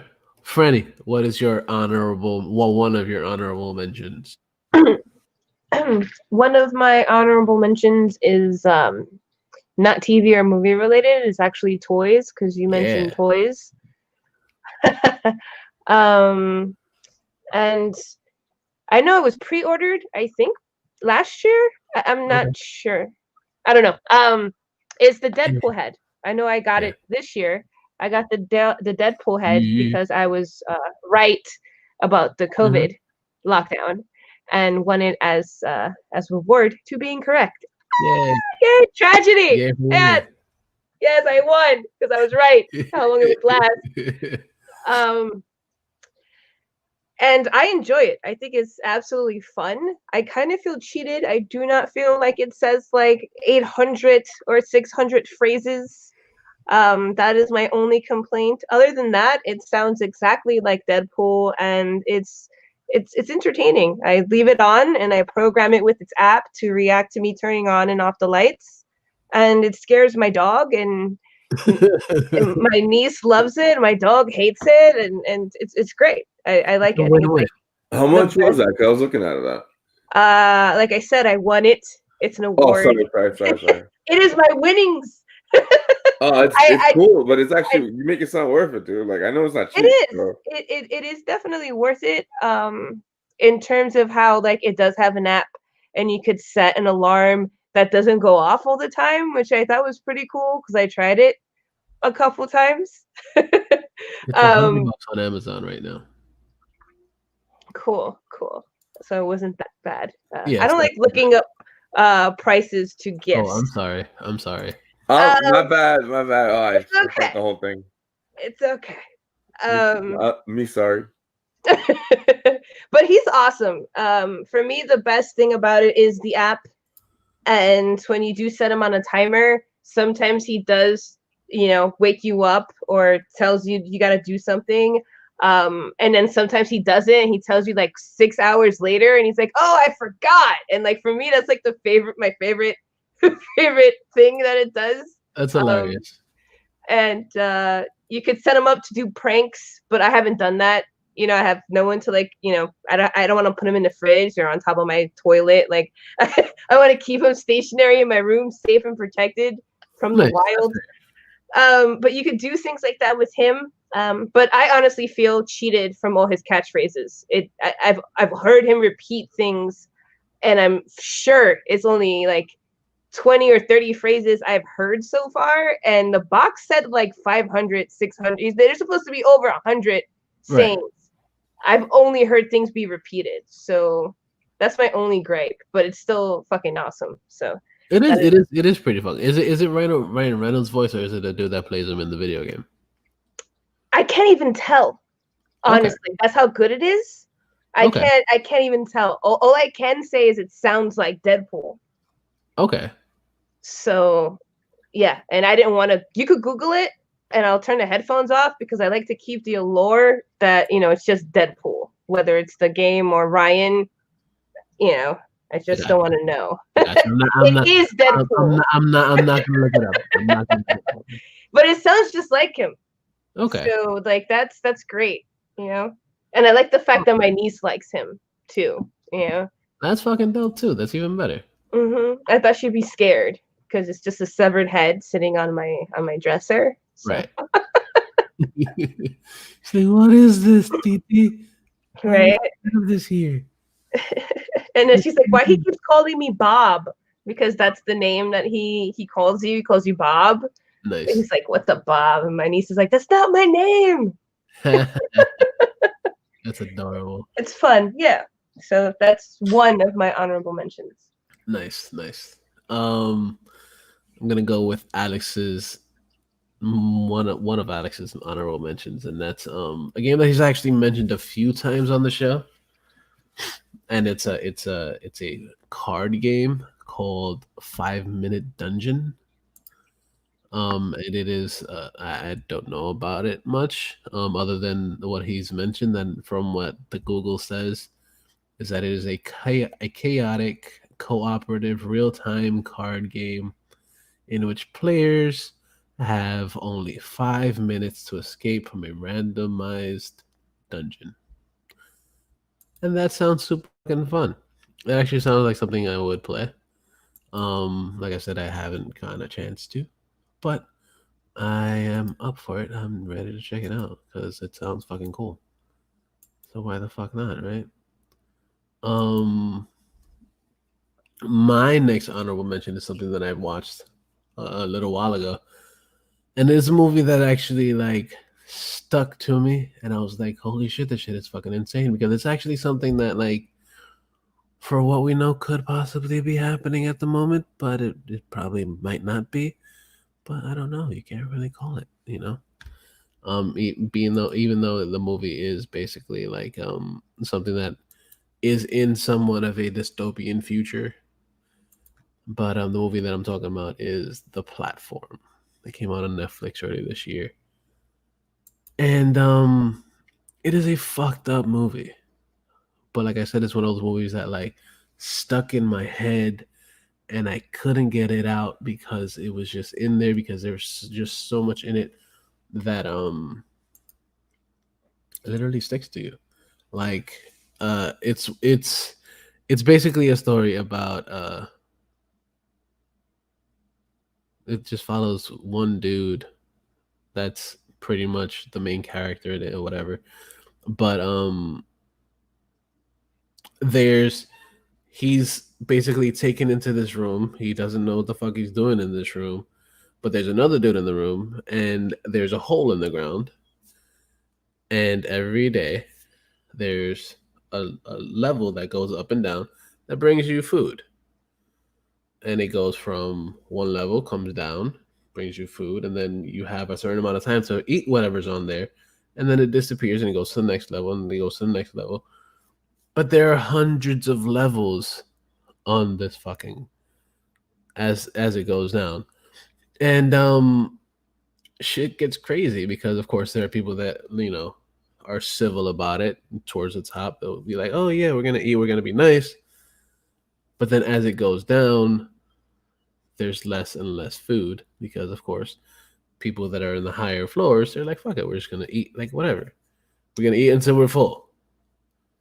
And then as it goes down, there's less food for people, and people start going crazy and start doing shit that's, that isn't necessarily the nicest thing to do.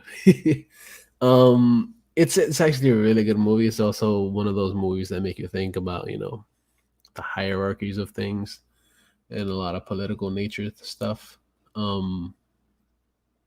And something that Renee and I was talking about before this is that, like, it's something that, has a lot to do with politics in a way that, you kind of see how the mind of people in other countries are kind of going through and stuff. Like, this movie wasn't made in the US. It was actually originally made in Spain. And you kind of see, like, okay, yeah, their mindset is like, okay, yeah, this is how it is over here. This is how our government works and how our government takes care of things and how we see things going towards the future. And it's fucking crazy. I really enjoyed this movie. So, like, even though it is fucked up, it's actually a really good movie. It's very enjoyable.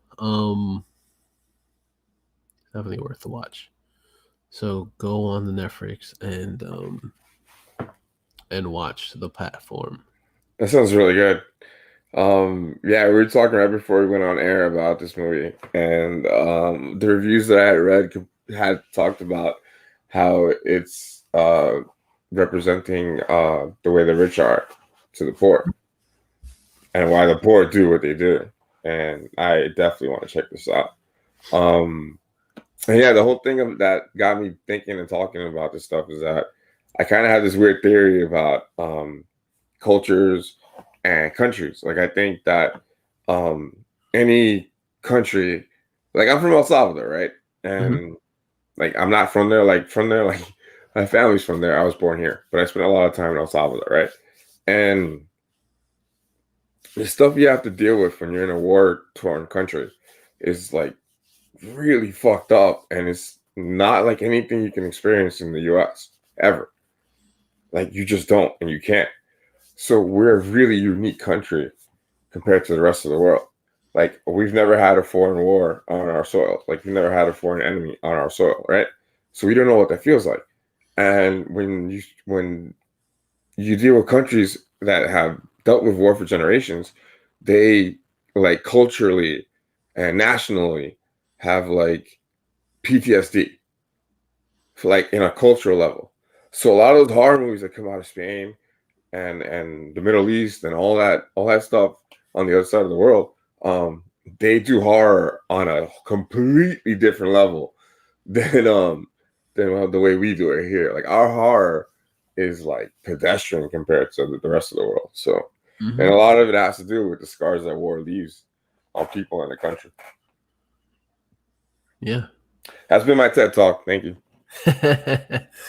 Yeah, it's true. Like, because even when you not even just like, well, yeah, I guess specifically horror movies. Like, if you look into, like, a lot of the Japanese horror flicks or the Korean flicks and stuff like that, they're completely different. Like, they're gory as fuck, and a lot of the things have a lot of lore to it as far as how the ghosts and stuff work and how things like that. It's just completely different than what we would see from over here. Yeah, I mean, think about it. Horror movies started in Europe. Mm-hmm. It wasn't an American thing. It started overseas. Yeah. Yeah, because a lot of the shit is creepy over there. And I guess here, culturally, for us, it's the Black experience. Mm-hmm. So that's like the only thing I can think of that kind of compares to that. And that's why Black movies are really different than white movies when it comes to horror. Yeah. Yeah. It's very true, very true. So now I guess over to Brian's final pick for honorable mention, or last pick for the day. I'm gonna go. He's going with Lock and Key, which is a show that came out on Netflix. That was based off of Stephen King's son book, Lock and Key, and it's actually really fucking good. It's a really good show. follows a lot of the story, but it also what is cool about it is that it follows the fact that there are these random keys that take you to different places and different things, and these keys basically lock things that you don't expect to find, unlock things that you don't expect to find. So like you can there's one key that you can put into your brain that unlocks your head, and you basically get out of your body, and you wind up going into like another world within your world. Or there's another key that you walk through a door and you basically your body dies, but you wind up being a ghost. And it's fucking crazy. It's a really good fucking show. It's definitely worth checking out. It's on Netflix. I don't know if they're doing a second season for it, but it is definitely worth watching. I enjoyed the fuck out of it. Oh, I'm pretty sure you guys would enjoy it too. That's very fun. It's good. It's very good. The writers is actually Joe List. That's his name. Joe Hill. I'm sorry. Joe List is a comedian, but Joe Hill, who also did Nosferatu, is another good horror show. But yeah, Lock and Key. It's very dope. I enjoyed it. Franny, what do you have? Yes. Another toy. Squeaky the balloon dog. Okay. What is Squeaky the balloon dog? He is a robotic dog that looks like the balloon dogs that they make for you at kids' birthday parties. Weird. Okay. Yeah, it's really cool. It's kind of like, I don't know, having your balloon animal actually come to life. And he can't deflate or pop. He looks like a legit balloon animal. Really? Yeah, he's pretty badass. I got it for my niece for her birthday. That's fucking cool. And it's actually a badass freaking balloon dog. Again, they promise you multiple things that it can do, and I only see like 5. And it's supposed to do like 100 different interactions. I can't find out what they are. Nice. And it doesn't even come with a book that tells you what the list of their actions are. Yeah. Just like Deadpool, it doesn't come a list with the phrases that he's supposed to say. So how am I supposed to know if it's broken or not? You know, like, is this false advertisement? I'm happy with the product, but you're promising me multiple actions. You know, like, are you playing me? Because you know I'm going to fall in love with it for the little bit that it can do. You know, so... but other than that, Squeaky is adorable. He barks, he whines, he begs, he rolls over and gives you his belly. He sits down. Get the fuck out of here, really? Yeah. He when you rub his ears, he gets excited and like scoots his butt across the floor. You get his like squeaky ball and you squeak it, and he begs, and then he'll try to like stand up and he kind of falls back down, and it's really freaking cool. You could even, if you're devious, you know, you could pop him. They give you a little fake pin that you like stick in like this little hole in the back, and it makes a popping sound or a deflating sound. It does 2 different sounds, and then he slowly starts to like sink into himself, and then you get like the pump, and you could squeeze it into his little nose, and he like reinflates. That's hilarious. And I'm like, this is amazing. My favorite move though of his is the belly rub, because he'll beg and then he'll start to roll over. And mind you, he's a robot that's shaped like a balloon, so it's just like this weird fluid. He looks like a ballerina that like kind of fell over and is trying to get up but keep form. That's awesome. You know, and then he lays on his back and makes like songs, but they sound squeaky like a balloon. So even though he barks and he makes begging sounds, it still sounds like it's coming out of a balloon. I don't know how they did that. It's really cool. And also, he farts. Yes, actually. He farts, which is my niece's selling point. That's why she wanted him. He sticks his butt up in the air and he farts. and he also pees. So when he pees, he tilts over a little bit, and then a yellow light turns on from underneath him, and then he starts crying. It's so Wow. Squeaky the balloon dog is an amazing Christmas gift and a toy that I believe came out this year. I think I didn't Google it, but it's like I think it's the greatest toy I've seen this year. So yes, there he is. It is pretty fucking amazing. He is so cool. I love him. I might get one for myself. He is so adorable. That is fucking cool. And there goes the pin and the air pump and his squeaky ball. It's so cool. Hell yeah. I fucks with it. I like it. So that's my second honorable mention.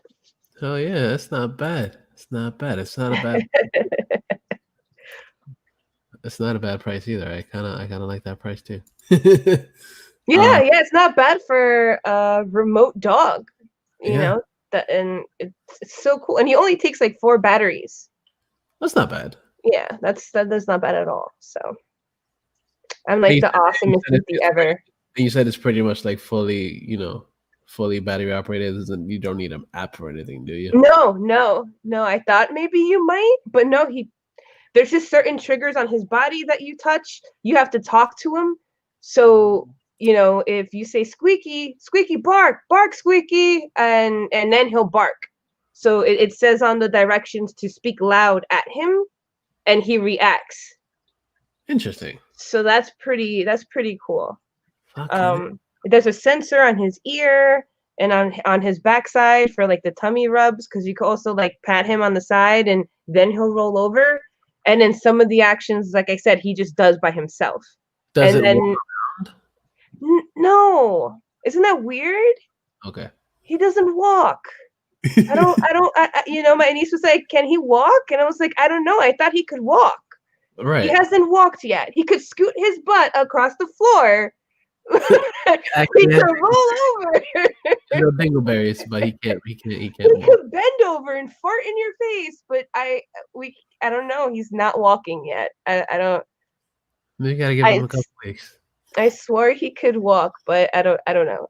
She loves him, so I'm not returning him.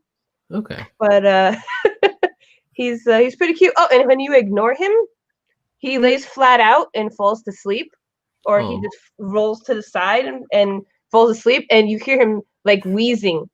It sounds like a little balloon when you're taking the air out. Oh, that's hilarious. That's fucking cool. Yeah. So I mean, he's almost perfect. Like I would seriously, if I had money, would invest in him and be like, okay, you gotta get him to walk. You gotta get him to dance on his back legs. Like I think he's an amazing product, and they should just add more cool things to him, because he's so cool for the little bit that he does. Oh yeah, I like it. And when my dog barks at Squeaky, Squeaky barks back at my dog. I don't know if that was like intentional, but it happens. That's fucking cool. Yeah, so I love him. He just needs to walk. Yeah. Well, the good thing is that you don't have to clean up poop. No. Yeah. It's a good dog. And there's no button that makes him fart all the time, because I think if there was, my niece would be hitting that button all the time. I know I would. I'd be like, fart. Right. Walk a few steps and fart. Yeah. So yeah. Awesome. That sounds really fucking cool, and I'm pretty much sold. I want one. I want a Squeaky. Right? It's so cool. Yeah. Renee, what is your final honorable mention? Again, like I mentioned before, video games had a really, really big year this year. We had some amazing games come out, and my second honorable mention is Call of Duty Black Ops Cold War, which came out about a month ago. It's a great Call of Duty game. It's another one with a really good story, back to the basics, and it's really different than the last Black Ops game, which was just Battle Royale. This one has a really good story. It's fucking short as fuck, but it's really good. Takes place in the Cold War, duh.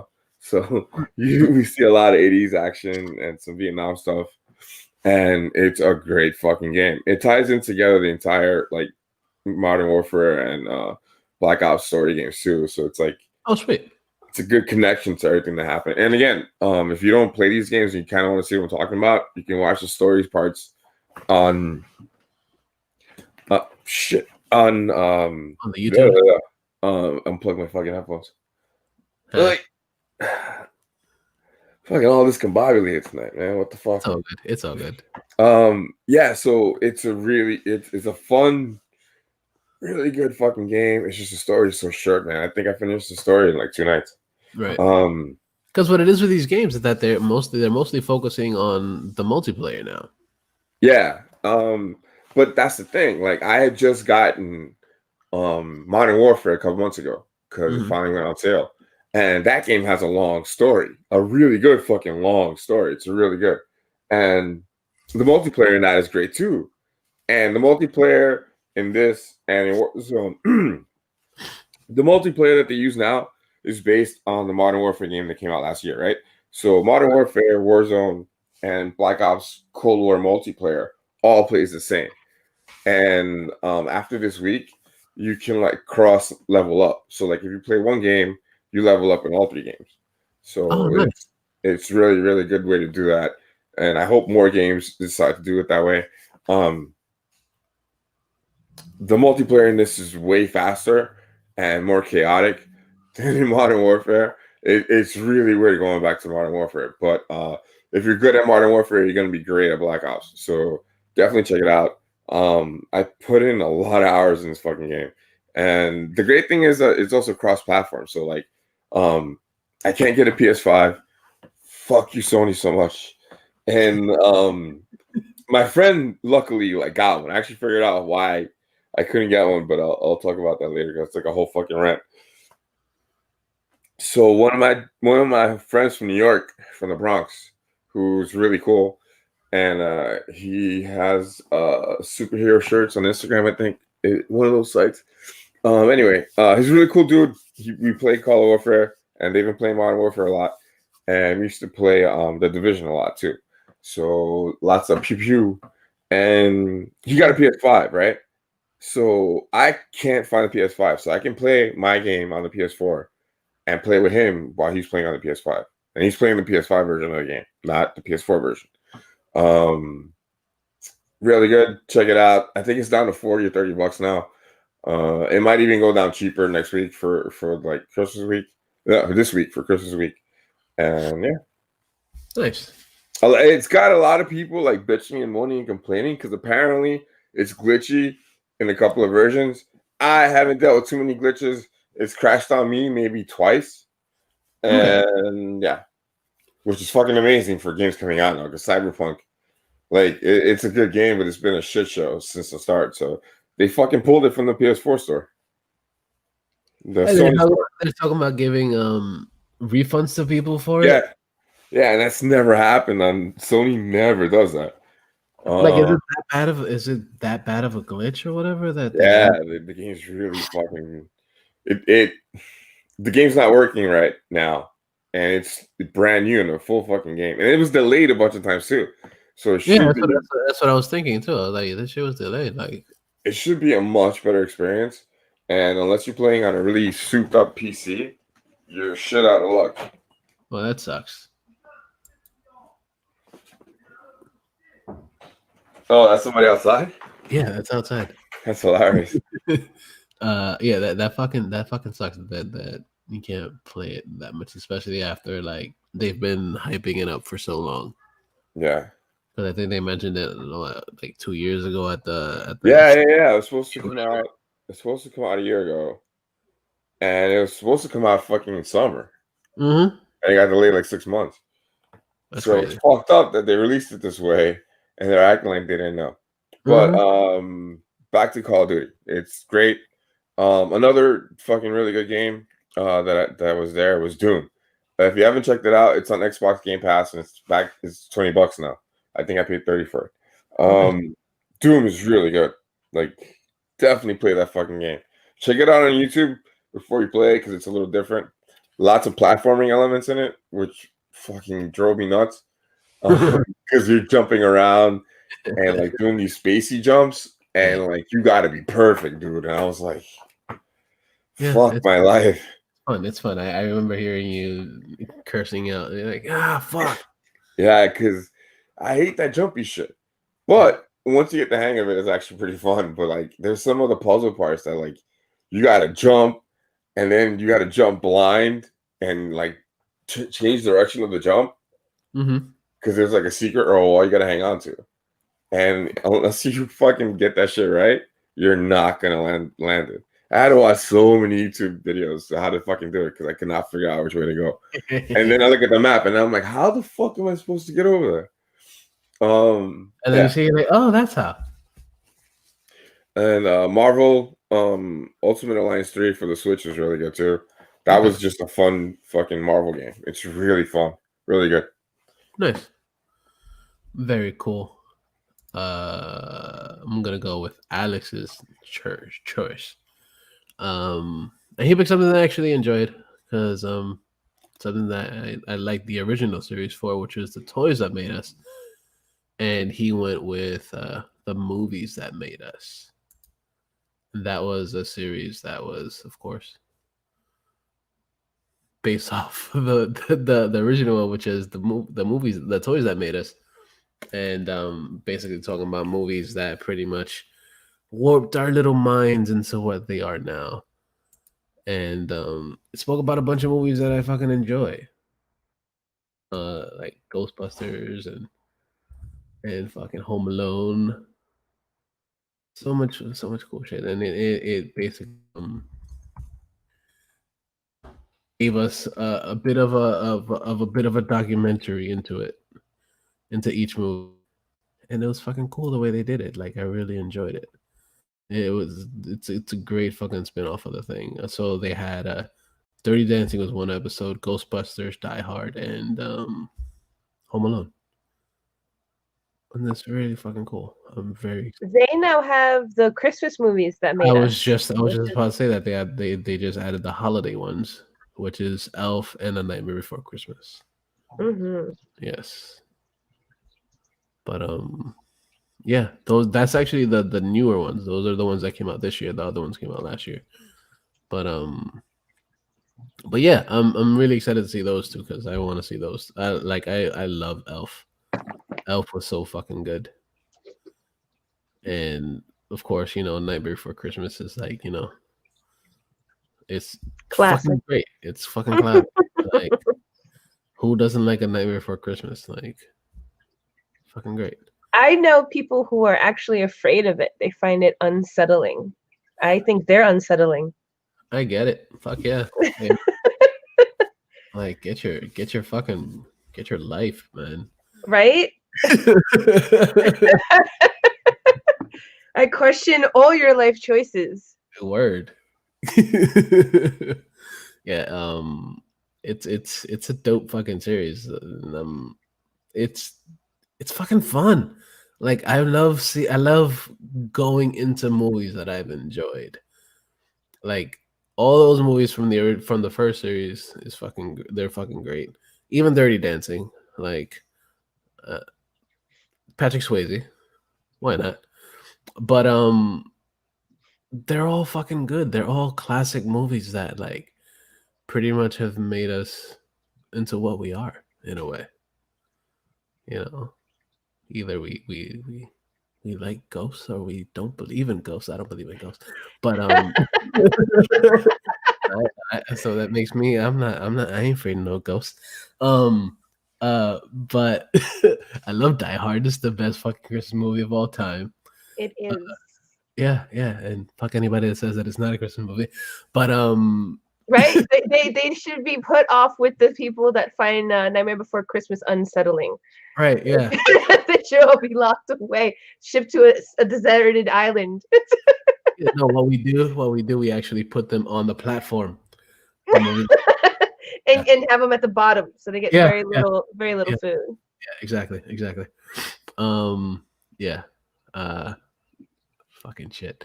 That got dark. Merry Christmas, everybody. Yay! Happy New Year. The movies that made us. Yes, the movies that made us. So Elf and The Nightmare Before Christmas. Those are both fucking great movies. I fucking love them.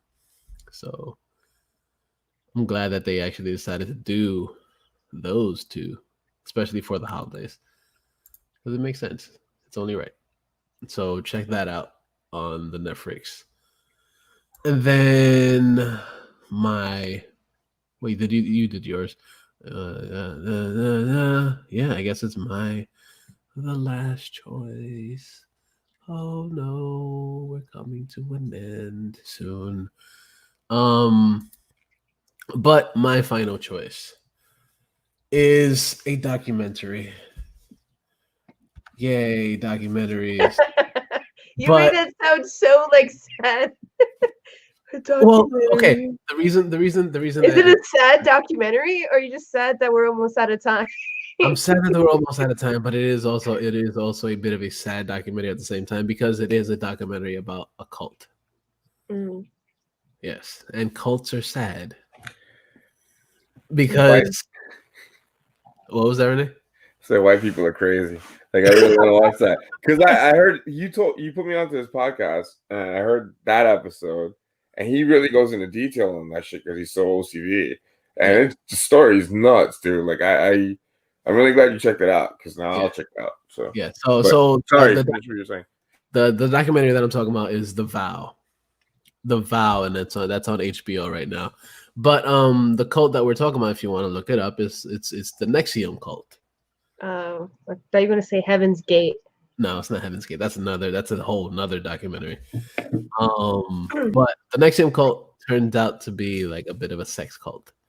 Ooh. And it's absolutely insane because it's one of those stories that you're just like, oh yeah, it's because it's something that they kind of explained throughout the entire thing is that like people don't sign up to be in the cult. They sign up for something to better themselves. And in bettering themselves, as they go along with the program, some people see that it's a cult, but other people don't because they're already brainwashed into the point that they're just like, oh yeah, I'm in this because I'm bettering myself in a way. I smile and giggle inside because there's an episode in Schitt's Creek where they end up in that situation. Yeah. His sister ends up going to what seems like a health spa, thing. And while they're there working out, she's really not paying attention to what the dude is saying, but the other girls are. And then she's like, I'm going to get clarification on some of those words that he used. And that's when she realizes that this might be a cult and they have to sneak out through the locker room. And it started like that. It started with the angle that it was like a health spa / gym. But while they're exercising, he's like repeating these phrases that don't sound very, kosher, very safe, a little sketchy. So that's where my head went. No, that's completely fair because that's what a lot of these things are. Is that you're sold one thing and you basically get something else and it's kind of like one of those multi-level kind of like pyramid schemes in a way because all these people that are in this one, because of course this one was basically looking into finding people that are like super rich or people that are famous that are trying to better themselves in a way, and you give them pretty much all of your money and you listen to what we have to say and then you keep giving us your money, and then towards as the story goes, some of them wind up becoming part of the sex cult, which they wind up giving them collateral that'll basically some of them had to give up their deeds to their houses or all of their money in their savings or like crazy shit like pictures. Like give them pictures and shit, so that way they could blackmail them if anything. Or if they ever decide to leave the group, they're like, "Yo, like we have these pictures of you, or we have your house, so you won't have your house anymore." Wow. Some crazy bonkers shit. And it's like I said, it's one of those things you're just like, what the fuck is going on? And these people do it because they feel that they're bettering themselves in giving these things to these people.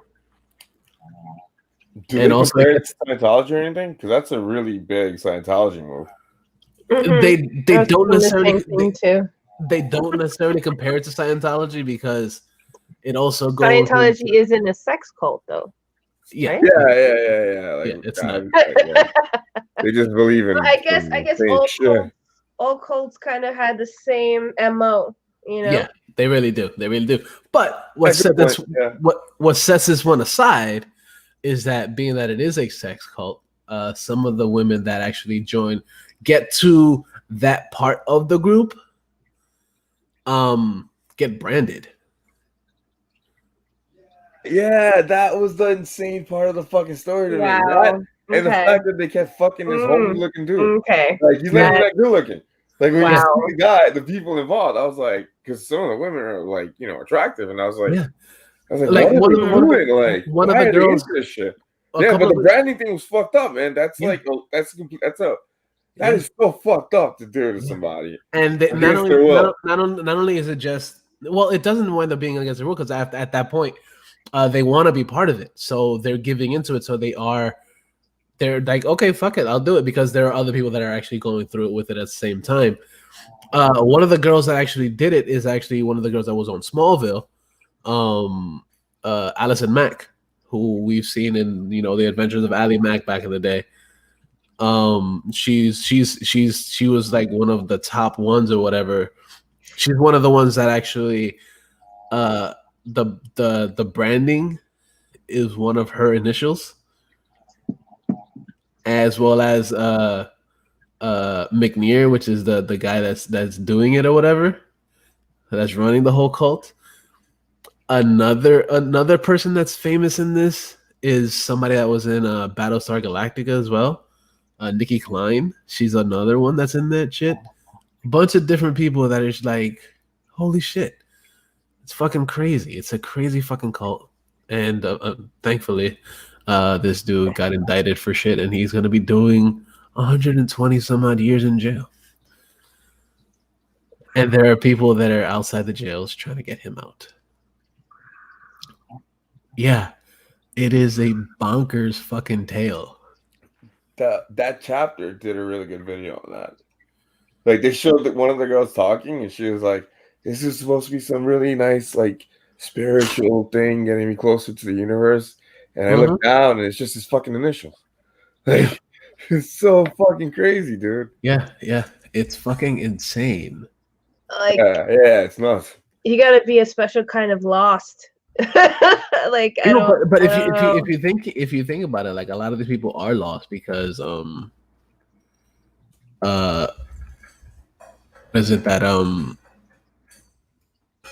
they don't know where they're going, and they need some type of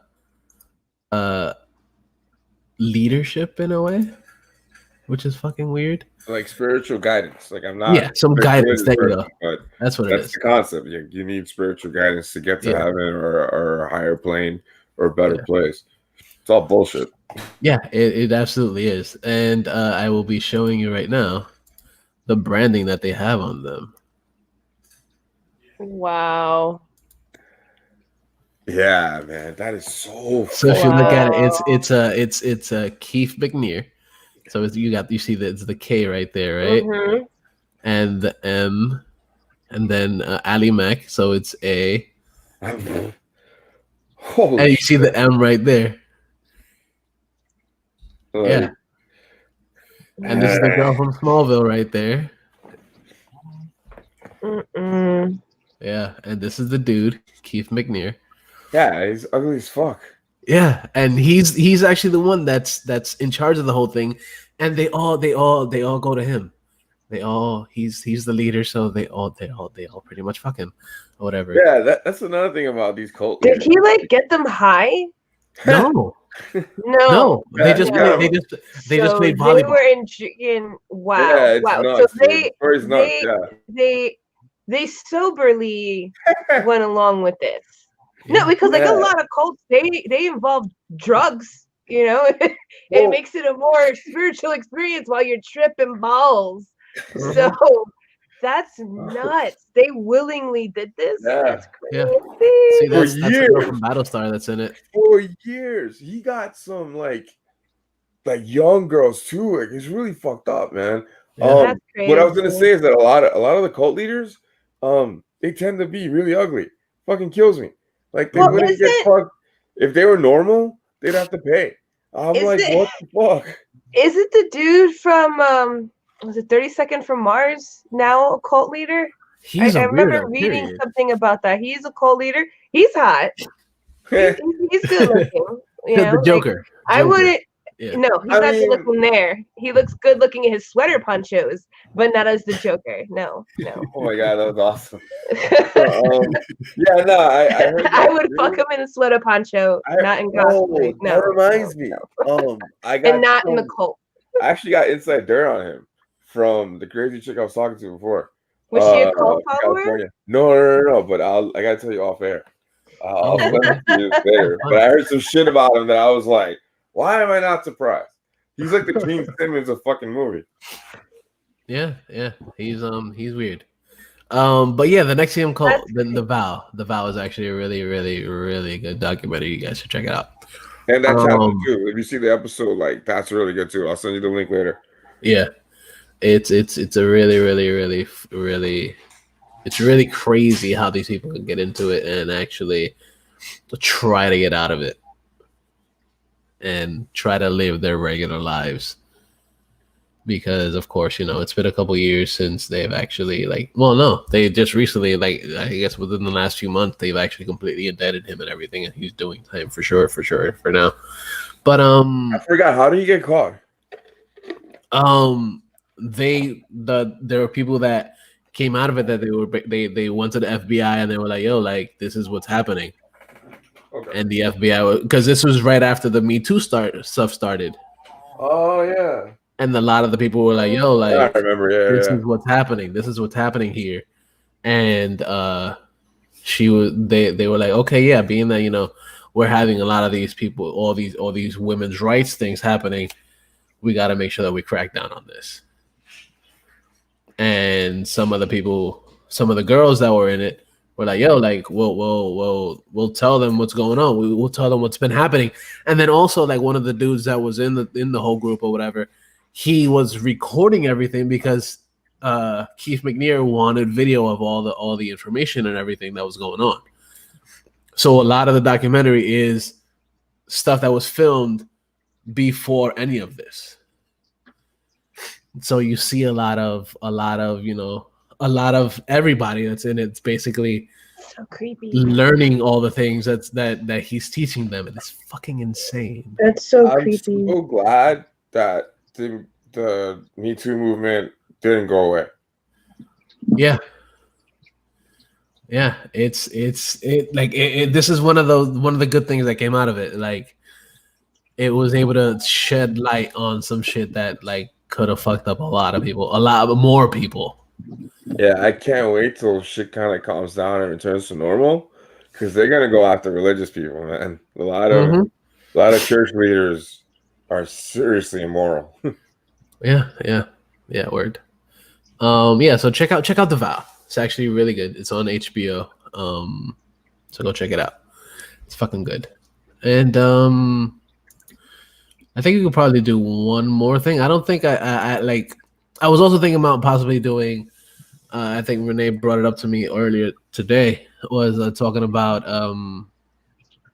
some of the things that we didn't like about this year, other than the fact that we've basically not been able to do anything. But what are some things that we didn't enjoy from this year? Tenet is one of the worst movies I've ever seen. Okay. Like, I'm gonna go on a little rant, dude, and I apologize to Franny. Sorry, it's because I'm gonna rant for a bit. But fuck Chris Nolan. He can go fuck himself, cause this dude wanted us to pay and risk our fucking lives to go see his piece of shit movie. I'm like, dude, like, how did this get made? How did they let him fucking do this? Like, it's really fucking bad. I've watched the movie once out of the 3 times I tried to watch it, sober and high, and I'm like, what the fuck is going on? The only good thing about it is Robert Pattinson.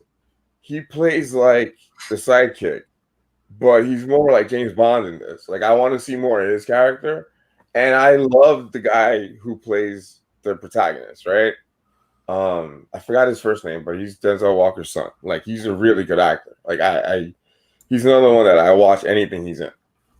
But holy shit, this is bad. He couldn't even fucking save it. As charismatic as it is, the story's all over the place. Super hard to follow. In like really stupid ways too. Because like, dude, they explain what's going on like 3 times in the fucking movie, like every hour, and it still doesn't make any fucking sense. So we're talking about John David Washington. Yeah, Denzel Washington's son. He did the Spike Lee movie a couple years ago, and he's great. He's amazing. But holy shit, he couldn't save this movie. It is so fucking stupid. Oh my god, it's like it's like an acid trip that really sucks. Oh my god, it was just so dumb. I was like, dude, like this didn't need to be this fucking long, and you need to calm the fuck down. Especially after the stuff he said when Warner Brothers decided to put everything on HBO Max, which I think is the best decision any film studio has done since Disney fucking did Disney Plus. Yeah, man, like that movie is such a waste of your fucking time, and like wait for it to go on HBO Max. Like, I think I might have paid for it. I'm not too sure, and I don't give a fuck because fuck them. Like, dude, it's so bad. Oh my god, I can't believe you really wanted us to risk our fucking lives to go see this shit. Yeah, and I know people saw it in the theater too, so I was like, man, this must suck for you. I was like, it's really bad. Awesome. Franny, do you have anything that you didn't like about this year, other than the fact that we were stuck in our places? The fact that movie theaters are disappearing slowly, and the only silver lining is maybe I'll win the lotto, and when all this bullshit is over, I can buy a theater. Yeah, that is a really good one. And bring it back with vengeance and make it better than Alamo Drafthouse. That is my goal in life. Okay, that's a good goal. And that was before COVID. I wanted to get an Alamo Drafthouse franchise like packet with one of my besties and like see if we could have bought into that franchise, and then COVID came. So, but worst movie I think was Capone. That was absolutely disgusting and hard to watch and hard to just understand what Bane was saying. Okay. I was like very disappointed because I am a huge fan of the mobs. You know, I love mob movies. I love the fucking documentaries of the mafia. Like huge fan of Al Capone. You know, I really love that stuff, and I was excited for this because what's his name? What's Bane's name? The actor's name? Tom Hardy. Tom Hardy. Yeah, I think he's a fantastic actor. I really like the movies that he's in, so I thought this was going to be phenomenal. And it was literally him speaking mumble. It wasn't even language. It was literally like mumbles from Dick Tracy. You're like the 5th person to tell me it sucks. He's done a few stinkers, and he's done some amazing stuff. So yeah, this is probably one of his worst movies from what I've heard. This is literally a dumpster fire. He's pissing and shitting on himself throughout the entire movie. He's like mumbles, like I said, from fucking Dick Tracy. And it was just like so off-putting. I tried watching it like 4 times, and I just could not. I was like, no, this is just like absolutely just hideous. So for me, that was like the worst movie that came out in 2020. Nice. Yeah, I don't think I've I honestly, like, I don't think I've had anything to the point that I could be like, oh yeah, I hated this year. I also hated Mulan and the Witches, but they were not as traumatizing as Capone. That was just fucking her. Like, oh my god, They were that bad? literally. Seriously? What was The Disney ones that you mentioned. Mulan? HBO, Mulan was literally like the 99-cent store version of a wannabe Crouching Tiger, Hidden Dragon. And I mean like the 99-cent stores that smell like cat piss. Okay. And I was right, dude. I called it. I knew that movie was gonna suck. That's why I said fuck Disney. And the Witches was so awful. It was like painful to watch. It was literally just oh my oh my god. The last minute, Brian. Thor just came down to grace us with his godly presence. Hi, Brian. Hey, Franny. Hey, Renee. Hey, Steve. Hey, what's up, man? We're down to our honorable mentions, so. Yeah, we did the honorable mentions. We're just working on the I guess. The worst stuff. The worst stuff. And the Witches was literally an embarrassment of like just a waste of film and like actually Witches was the worst CGI of 2020. Boom, there we go. Wow. It was wow. That's a lot. It just looked bad. It really just looked awful from the pieces that I got to see. And hi, everybody. Good to see you. Good to see you too, man. So glad to see you made it. And I'm glad you came on just in time because I'm finished. So like I had a bit of a day and I was just watching Netflix. I finally finished Agents of S.H.I.E.L.D. Wow, okay. Yeah, I watched the finale. I'm actually really happy I stuck with the show despite all its like ups and downs. So then I decided. Is that the worst part of the 2020? No, you guys are. Yay! Yay!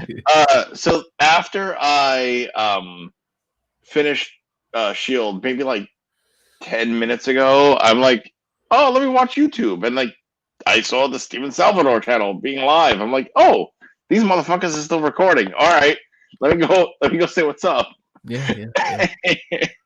And so like I ran up to the 3rd floor where the computer normally is connected to the 2 monitors, but my wife she because I got to do that in every no we got to say it like this. You got to say Brian's wife. So yeah, so basically like the laptop was down in the living room where I literally just was, and so I like that's why I scrambled like, yo, link me, the group chat to both to both you and Renee, like, hey, link me. And, no, I mean, I don't know if I'm going to be able to make it next week or this is technically a 2-parter, right? So next week is Christmas Day. Technically, the first half of the episode will be the Christmas episode. This half right now that you're joining us is going to be the New Year's episode or the New Year's week episode. Yeah. So, hi guys, I get to join you for the final episodes of 2020. Yeah. Because I didn't get to join you for 2019. It's all good. It's all good. We appreciate you, man. I appreciate you all too. So I don't know if you told the listeners, all 5 of them, what my list was for my 2020. Yes, we went over your list. We went over all of your stuffs. Okay, in a nutshell, movie, definitely The Devil All the Time with Tom Holland and Bill Skarsgård and like a shit ton of other famous people, because it was just a lot of fun to watch. Dark as hell and just really, all in all, mind fuck of a film and a Nice. beautiful ending. Nice. I gotta check it out. It was. You're gonna be like, oh yeah, that's the Spider-Man kid, because like Tom Holland's range really. Yeah, that's what Franny was saying before.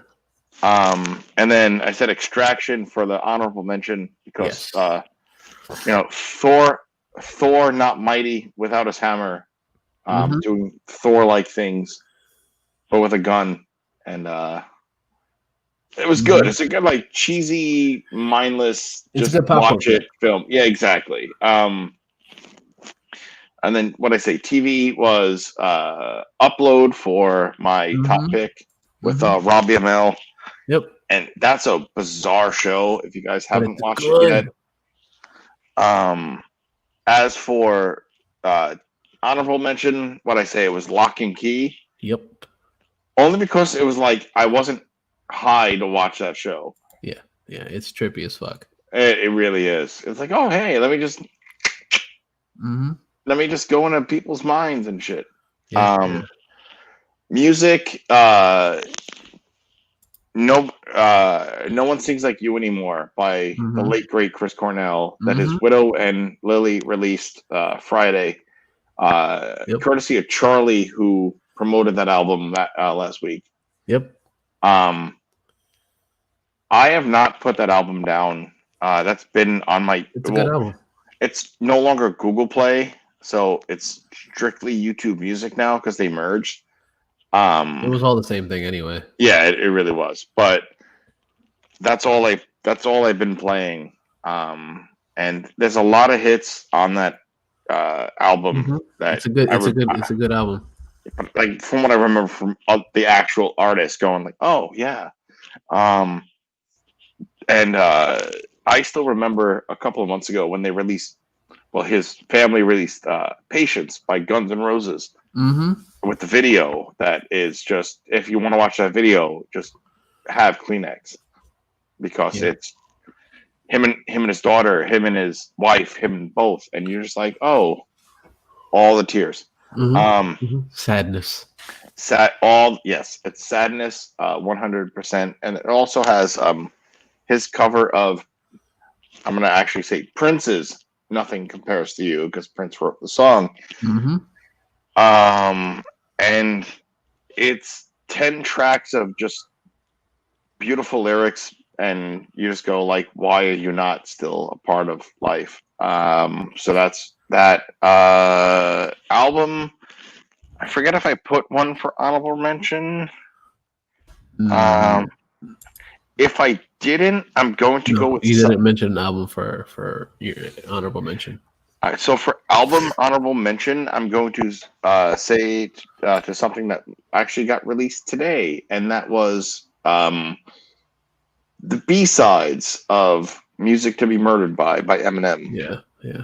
That's like another 18,000 tracks on there. It's basically just another impersonation of Alfred Hitchcock, and the best track off the album is probably the second track, in which they use the Alfred Hitchcock Presents theme in the mix, and I'm like, okay, it's good. And there's a lot of, like, zingers and traditional Eminems. Eminemisms, yes. Peanut and plain and pretzel. Yeah. It's okay. It's not great. It's, again, B-sides, so you expect that. And then I caught you guys on, what was it, like the worst thing of 2020? Yes.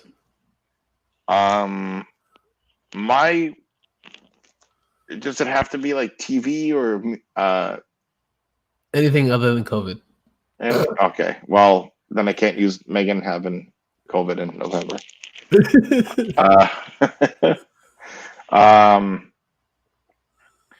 Shit. You don't have to. It's cool. I don't really have one outside of like watching Bushwick with Dave Bautista. Oh, that was that bad? It's so bad it left Netflix. It's funny. It's funny. It's funny because we were just saying Netflix doesn't get rid of shit. But they got rid of that. It was that bad. They booted it. Netflix is like They were like, it like- never happened. It was never here. like Netflix straight up went like, nah, like we're done. Like Yeah. mic drop, like we're out. That's what kills me because like they're trying to make him into the next Rock, and he's doing the Rock thing, and he's talking shit about the Rock in real life. Yeah, but he's like the Rock. If the Rock was like, no, you know what? We're not gonna compare him. We're gonna just strictly say he's like. We'll call him the Knock. We're gonna call him the Knock as like the knockoff Rock. The Knock. That's good actually. All right, so his whole thing is cool, man. Like I get him. Like I get it. Like he wants to be an actor. Cool. He actually went to fucking acting school for I forgot what movie he did, but he was like Guardians. acting school. It was Guardians but, 1. Like, yeah, that's right. He's just got to calm the fuck down. Like, I'm really curious about how he is in the Dune movie. I'm so glad that's coming to HBO. Cause me too. I if that sucks, it's gonna be such a shit show because people love that shit. And, and that the trailer for Steve and I watched the trailer for Dune a couple of episodes back, and it looked good. Yeah, right. It's really good.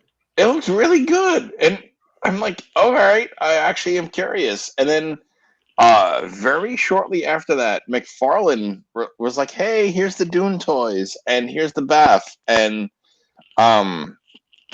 they look good too. And I've seen them in Target. Yeah. I just saw them the other day. And I'm just like, I want to pick them up, but at the same point, Halo I'm like, too. I'm like, The Halo ones. I saw him with the Halo ones.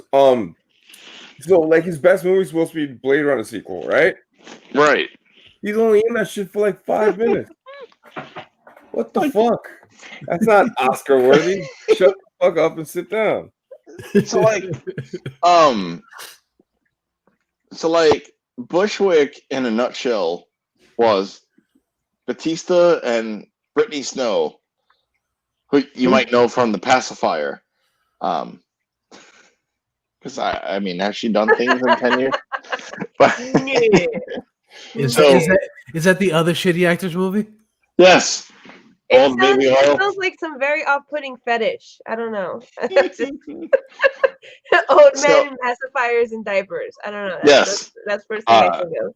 So Bushwick, first off, the movie's supposed to be in Bushwick, Brooklyn, and it was like Ridgewood. But people don't know other than people that live in Brooklyn. Considering that my ex live in Ridgewood, that's fucking hilarious. That's very considering that the scene that was the opener was Brittany Snow and her boyfriend, who was literally in it for like 2 minutes as he died. They're walking through the train station, and if you look at the signs, it was the Church Avenue station off the F. Which is where I lived for like a year and a half before I moved out to here. So they're walking and like the G train goes by. I'm like, yeah, you're not getting a G train at this station. Like in Mr. Robot. Expensive as fuck out there too for no reason, man. There's no good subway, no good bus. It's a pain in the ass to get to the highway. Even worse now because it's so fucking crowded. It's so true.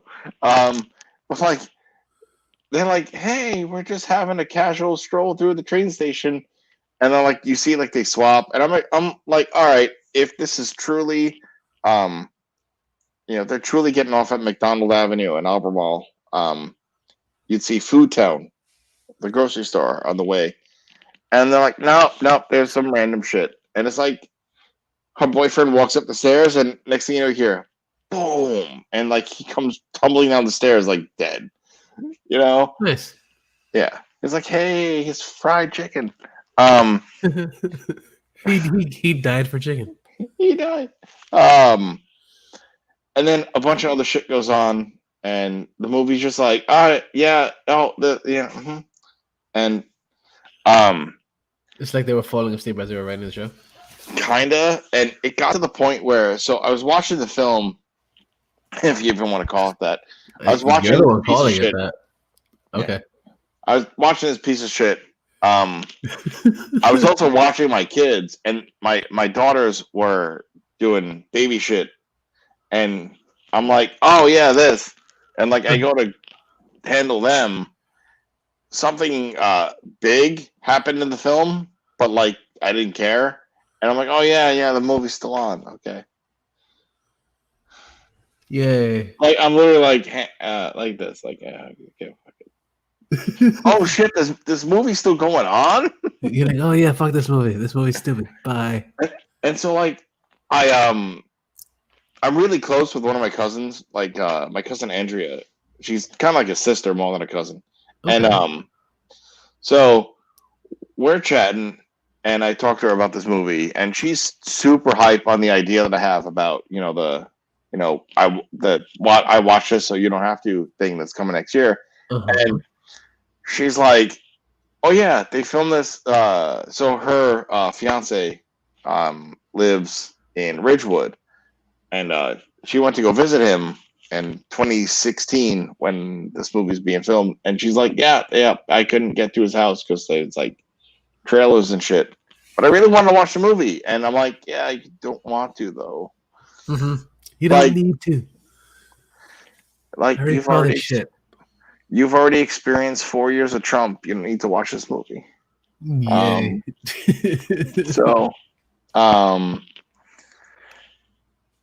I'm gonna say wasting my energy watching Bushwick was the worst thing of 2020. Nice. Very good. Very good. Yes. Very good. Yeah. Very good. I like it. Oh, okay. I think I can say something that wasted my energy today. Oh. Listening to the new Kid Cudi album. Oh, I heard it was good. Somebody last night was like, "Oh, you gotta listen to Kid." It was my friend Jarrell actually was like, "Yo, bro, you gotta listen to the new Kid Cudi," and I'm like, I didn't know he dropped one, and I was like, yeah, he dropped one last week. Like, I'm a fan of his first album. Because he did the track with M for Moonman and Slim, like right. I thought that was gonna be on the album. It is not on the album. Yeah. He has good stuff. A lot of which is not on this album. Like it's one of those albums that you don't need to listen to. Like it's there. Yeah. Like for some people, of course, they're gonna be like, "Oh, this shit is fire." I'm like, it belongs in a dumpster fire. But yeah. That's I guess that's one of the sour parts of this year, or the end of this year, 2020. Fuck it. Yeah. So I guess that pretty much wraps it up for this year. So I guess I can bring this up to you guys now. Being that this is the episode right before New Year's or New Year's Eve and stuff. What is something that you're looking forward to next year? Brian, what is one thing that you are looking forward to next year? That's great. Put me right on the spot. Yeah, of course. What I did. Like, hey, he's late. He joined in like 2 hours later. 2.5 hours later. Yeah. Yeah. Great. He's tardy. Yeah. Something I'm looking forward to next year. Well, one, it's not 2020. Obviously. I guess just looking forward to see what is next. 2021, the girls will be 1 year old in April, which is like holy shit. Because they're gonna be 8 months in about a day, right? About a day, yeah. Right. I mean, right now, as of this podcast live stream, it's 1:00 So December 19th. So like Sunday is the 20th, and they'll be 8 months exactly. Nice. I'm looking forward to a new beginning, really. Like just seeing what y'all fuckers are gonna be happy about, and how we're gonna grow as a team. And and I'm just like, seriously, like, cheers, guys. I mean, we should have did this shit earlier because I wasn't on, but now it's a party. Yeah.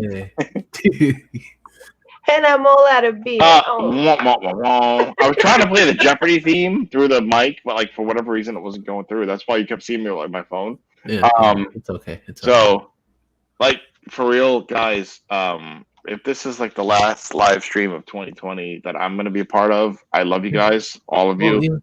Yeah, this is definitely the last stream of 2020. So yeah. So seriously, fuck y'all. Cheers. But, you're my family, so. I have like a zip, literally a zip. She's like, I put water to make it work. It was ice. Ice beer. Wait, who put ice in their beer? Seriously. Oh, it was slushy earlier. It's like a slushy beer. Ooh, that's fun. Ooh, I got like 5 or 6 Narragansett in my fridge, and about a 6-pack of Blue Moon, just because. Nice. Yeah, and then a buddy of mine gifted me whiskey today. Oh, that is so nice. So, if anyone's curious what I would like for Christmas, I would like gin, aviation gin. Thank you. We don't care. Like, hold on. I'm gonna What do this. happened to all that?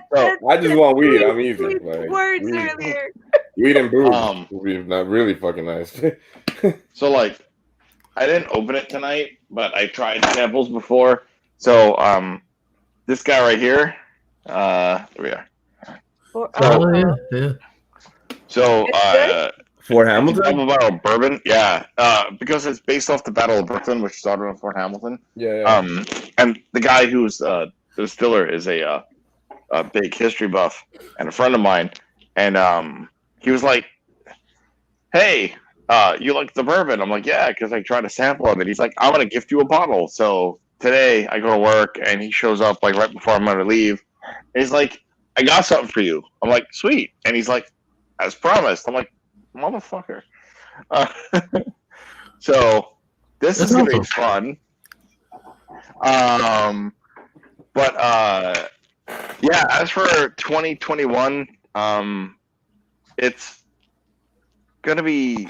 I'm looking forward to the vaccine. I'm looking forward to my kids being more attentive and growing as they've been doing. More quality time with y'all fuckers.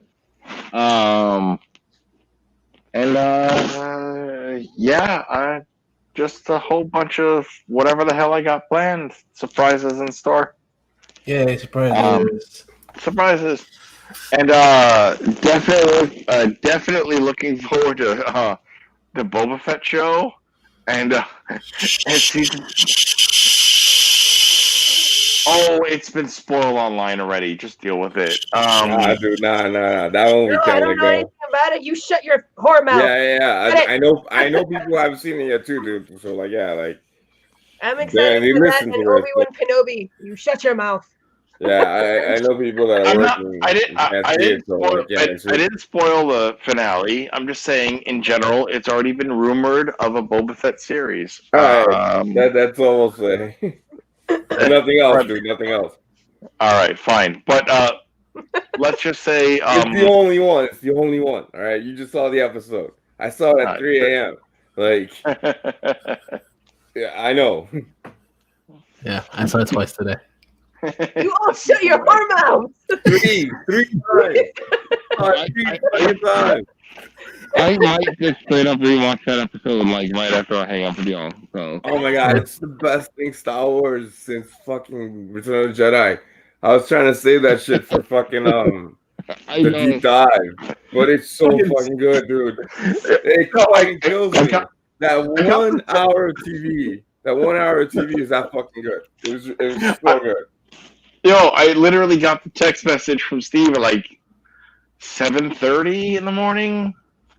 Like I was up, but like I was only half up because like my kids are just starting to wake up, and I'm just like, "What's this motherfucker texting me?" And I'm like, "Mandalorian, what?" And he's like, "Yo, go watch this shit now." You're like, fuck sleep. But I'm like, yo, like if I go to watch this right now, the girls are gonna be cranky. I'm not gonna hear anything. That'll be fine. Yeah, get a good pair of headphones, dude. That's all. I know. And the noise canceling ones, man, they will change your fucking life. Mhm. You will be you'll save your sanity. What do you think these things are? Yeah, that's fucking. I just got a pair of really good noise cancelers. So Bose, because fuck beats, they're overrated. yeah, I got Marshall. Right, that's right. We had that discussion about. I had a really hard day at work, and I'm just like, I gotta go home and watch Mandalorian, and that'll reset me. And like, I mean, no spoilers, obviously, but like, I'm watching the show and going, like, just my facial expressions and like, tears, I'm gonna hurt him. and like, my wife's like, "You're a fucking nerd." Like, yeah, you think? Don't you I was see like, all the toys? Oh, so my technical youngest daughter, Olivia, because she's like 90 seconds younger than Charlotte. That's She is Grogu. Like she'll straight up go. "Ah!" That's So I have the child. very good. You have the child's. The child. Yes. Yeah. Franny, what are you looking forward to for 2020? 21. What the fuck? Yeah. Looking for 2020 to be over, Steve. Come on. Yeah, that too. Well, I honestly, I don't know. I kind of want everything. In a perfect world, I would like everything to be okay before the new year started, so it could actually feel like a new year. And I don't know. I still feel like this doom and gloom is gonna last halfway through this technical new year, But I'm looking forward to Mortal Kombat. I'm really looking forward to that. Okay. I'm looking forward to the Free Guy. Okay, which has been delayed a bunch of times. Right, which is supposed to come out in 2021. So let's see what happens. Mortal Kombat is April on HBO. I'm looking forward to Brian's show that he said that he wanted to start doing about like the worst movies. Thank you. Because I love terrible movies that are not Star Wars. Yeah, I mean, I want to totally like round table you guys. Be like, okay, so expect invites every now and again from like random jumbles of who's going to be on the show and why they watched this movie and what they did, and Steve's all excited. Right, and like also with your new show, you're gonna have me watch titles that I never would have seen on my own, honestly. Zombie 90. I'm excited for that too. I feel like it's gonna be a whole new world. It shouldn't be. It was so bad. I'm excited. Bring all the alcohol for that movie. Yeah, word. And then bring more because it's not enough. Awesome. That's pretty much all I got, really. Awesome. Renee, what you got, dude? I was looking. Brian stole mine, so I hate to be political. Sorry. I hate to be political, but I'm really looking forward to what happens with the new administration, and I'm just. It's gonna be nice to be able to fucking look at my social media and not be fucking scared. Yeah, that's fair. Right. It's gonna be really nice to have somebody who knows what the fuck they're doing, at least some of it or part of it. It's gonna be nice to have people who have had ideas and concepts in their heads evolve over time because they're fucking adults. and hopefully weed will be legal by the end of next year. Yeah, hopefully. Yeah, I'm just I looking, can totally use some. dude. I'm like so looking forward to change and like being hopeful because this year was fucking rough. It was really fucked up for me, and like it turned into one of the worst years of my life, and I can only imagine what the rest of the world is dealing with. And like, yeah, man, like I might be able to go to Australia next year because I actually have family out there. And so we'll see what happens. I'm just waiting to see when the borders open up, and then I got to figure out how to get there. But I have a place to stay, and I can get a job easy. And like, yeah, man, I just can't wait for that kind of like just being hopeful about the future. Again, That's awesome. Oh yeah, very I cool. mean, like real quick, the best thing for 2020 was my daughters. Yeah, dude. And yeah. and like they're honestly Charlotte and Olivia, they're the highlights of my day, no matter how stressful they can be, teething and fussing and crying uncontrollably and whatever baby thing they do that makes them want to cry uncontrollably. It's outside of y'all fuckers. I'm grateful for them because I honestly don't think I would have made it through 2020 without them. And so, seriously, like, I mean, I guess I'll count you guys too because you guys are my family. But, you listen to me bitch and moan. I listen to you guys cry and moan, and I'm just like, yeah, whatever. Yeah, dude. I Like, listen to you guys all the time. Instead of it being like tears and like unverbal words, it's like you guys, hey, PS5. Yeah, dude, PS5 like, drama, Renee. like I love you, dude.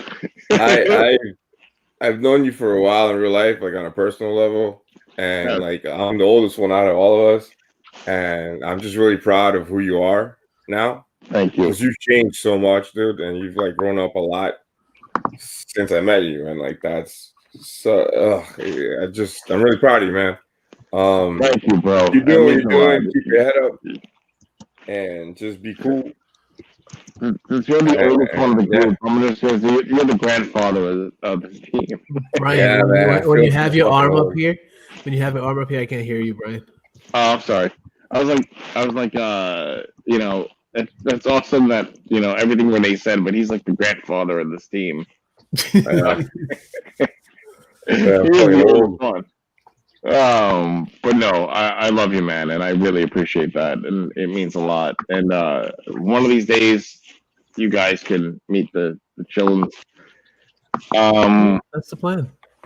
That's the plan. They might be in college, by the way things are going, but you guys will. It'll be virtual college.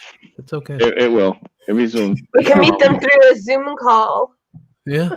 Yeah, pretty much. But seriously, like, those two highlights of my day and probably the best thing, or if not the best thing out of 2020. So yeah. And I guess you guys too. Yay. I think I'm part of someone's happy moment. That's so nice and so rare. I ran out of aviation. I ran out of Blue Point. Yes. No? Life has become very bleak. I ran out of this. I ran out of that. But I still have you. You still have me. That's like a Hallmark card right there. I ran out of booze, but you're still in my life. Winning. Sell it for like $5 at a Hallmark. Mm-hmm. Anyway, I'm sorry, guys. You go on. I'm kind of just like out there right now. It's okay. How many drinks have you had? Not enough. That's his second bottle that he showed us. That's what. Yeah, this is like I just like Ah. restocked the case. Uh-huh. Uh-huh. Yeah. Yeah, Uh-huh. yeah. Mm-hmm. Yeah, what I am looking forward to next year, I'm looking forward to everything kind of getting somewhat back to normal. That's what I want. God, I hope that happens. So do I. So do I. Steve's Also, like Steve's like I'm looking forward for Black Widow to finally hit the theater. that's the I'm not even holding my breath for it to be in theaters because I the Marvel highly doubt Legends, it will be. because the Marvel Legends came out for the release of the film, and they like went on clearance. It's like, oh yeah, they're gone. Yeah, they're gone. No, They're at the look good, though. $9.99 section at Target. They look good though. They do look good. They do. But anyway, sorry. Go on. yeah. Also looking forward to new music. I've loved music. This year has been a year full of great fucking music, and like I said, we're going to be talking about that on a bonus episode of Turntable that I'm going to be doing with Charlie. He's like Taylor Swift, 2 albums in 2020. Yeah, exactly. It's funny. Yeah. Yeah. A lot of music came out this year, so it's gonna be a lot of music coming out next year, especially with all the angst that's happened from all the shit that's been going on. A lot of new music is on the way, and I'm very excited for that. Also very excited for all the things that we're going to be doing here as far as Inner City Geeks wise. Being on here with you guys is probably, it's the highlight of my weeks, and I'm excited to see what's going to happen with the shows and how things are going to be coming in the future. And I appreciate that. Because I love hanging out with you guys whenever I can. Yeah, I know that 2020 has been a weird year. And I mean, it's different, like where I'm in right now, Staten, Brooklyn.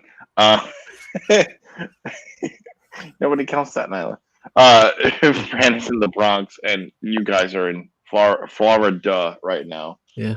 Well, like I miss you guys. I miss all. I mean, Fran, we never really got to know each other outside of this, and one day that will change. Yeah. But like right now, this is strictly Steve and Renee, and you guys have been there since the beginning. And as Renee pointed out, how he's watched me just grow and change as a person. And Steve, you've seen that too, and I've seen that with you as well. And we're talking at least 8 years of friendship, right? So like, but it's a lot longer than that if you think about it, because it's like physically 8 years, but mentally we've been friends, we've been family since day one. 20 years in New York years, so pretty much, I mean, shit, you guys know me when I had a buzz cut and no beard. Yeah. Like now it's like, hey, you had half of that hair. You had half of that hair. But and you were seeing how, yes, because it was forced. And now I dress how I want when I want. Whatever, I do what I want. Whatever I want. Cue the Eric Cartman theme song. So, knowing you guys for as long as they did, and seeing like just being a part of this team and everything, and it's just like, words can't express how much it's just therapy for me, especially after a day like today where I needed an outlet, and I didn't think it was gonna be on because just the way tonight went. Because I got home late, and then it was like, well, I gotta watch Mandalorian because I just need my Star Wars fix and all that good stuff. And especially because you're like 7 in the morning, you gotta watch Mando. Okay. No, like I'm just saying. I must have got like 8 text messages from friends. Like, like I got one from you and like 7 other messages. Like, yo, you gotta watch Mandalorian. I'm like, I got kids and I got work. So really, like, hanging out tonight, even for this like short, half episode that I did. It's therapy, and I love you guys, and I've seen you guys grow, and I've seen how the team has grown, and I'm really super excited for next year because I know we're gonna go bigger. Yeah. We've had a lot of fun interactions, and it's just a lot of fun just going everything from ranker to to topic. And even the other week when I had to sign off because I was exhausted, and we like chatted for like 2 hours of like bullshit. It's like, Yeah, hey, we- catching up, hey, blah blah blah blah. we went on 2 weeks ago. We went on for 3.5 hours. We did But an we're getting episode. Yeah, I now. was like, what the fuck are y'all talking about? Yeah. Like I took a 2 nap. hours Woke in. up, got still there. I was like, okay. Yeah. Like 2 we hours. Joe Rogan the fuck out of the show.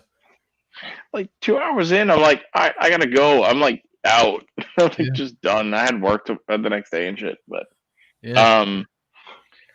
so I'm gonna simply say, I mean, you don't have to have a drink. And Franny says goodnight, but Yeah. seriously, like, we have been through the ringer and back. We have history, and honestly, I wouldn't change a fucking thing. Yeah, me too. I mean, shit, Steve. We we survived Magnolia cupcakes, for Christ's sake. Yeah, we did. And I 6 worked of there. those What do you mean? We picked Wait, stuff up from there. wait, you're still here? You just simply said goodnight. I was saying goodbye in person, and I heard Magnolia. I worked there. I loved working there until they screwed me over because politics are real, even in the baking world. So basically, Steve had come back home for a vacation, and it happened to be like 3 days into me getting, prepped for my wedding with Meg, and With the Meg. with the Meg, yes, starring Jason Statham.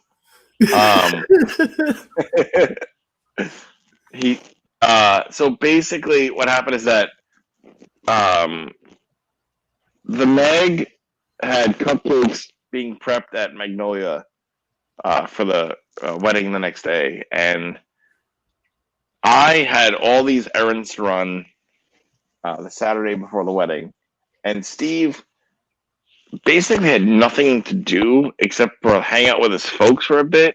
Yeah. And then I had nothing. I had nothing to do but hang out with my folks. Period. Okay, Not right, just yeah. for a bit. Period.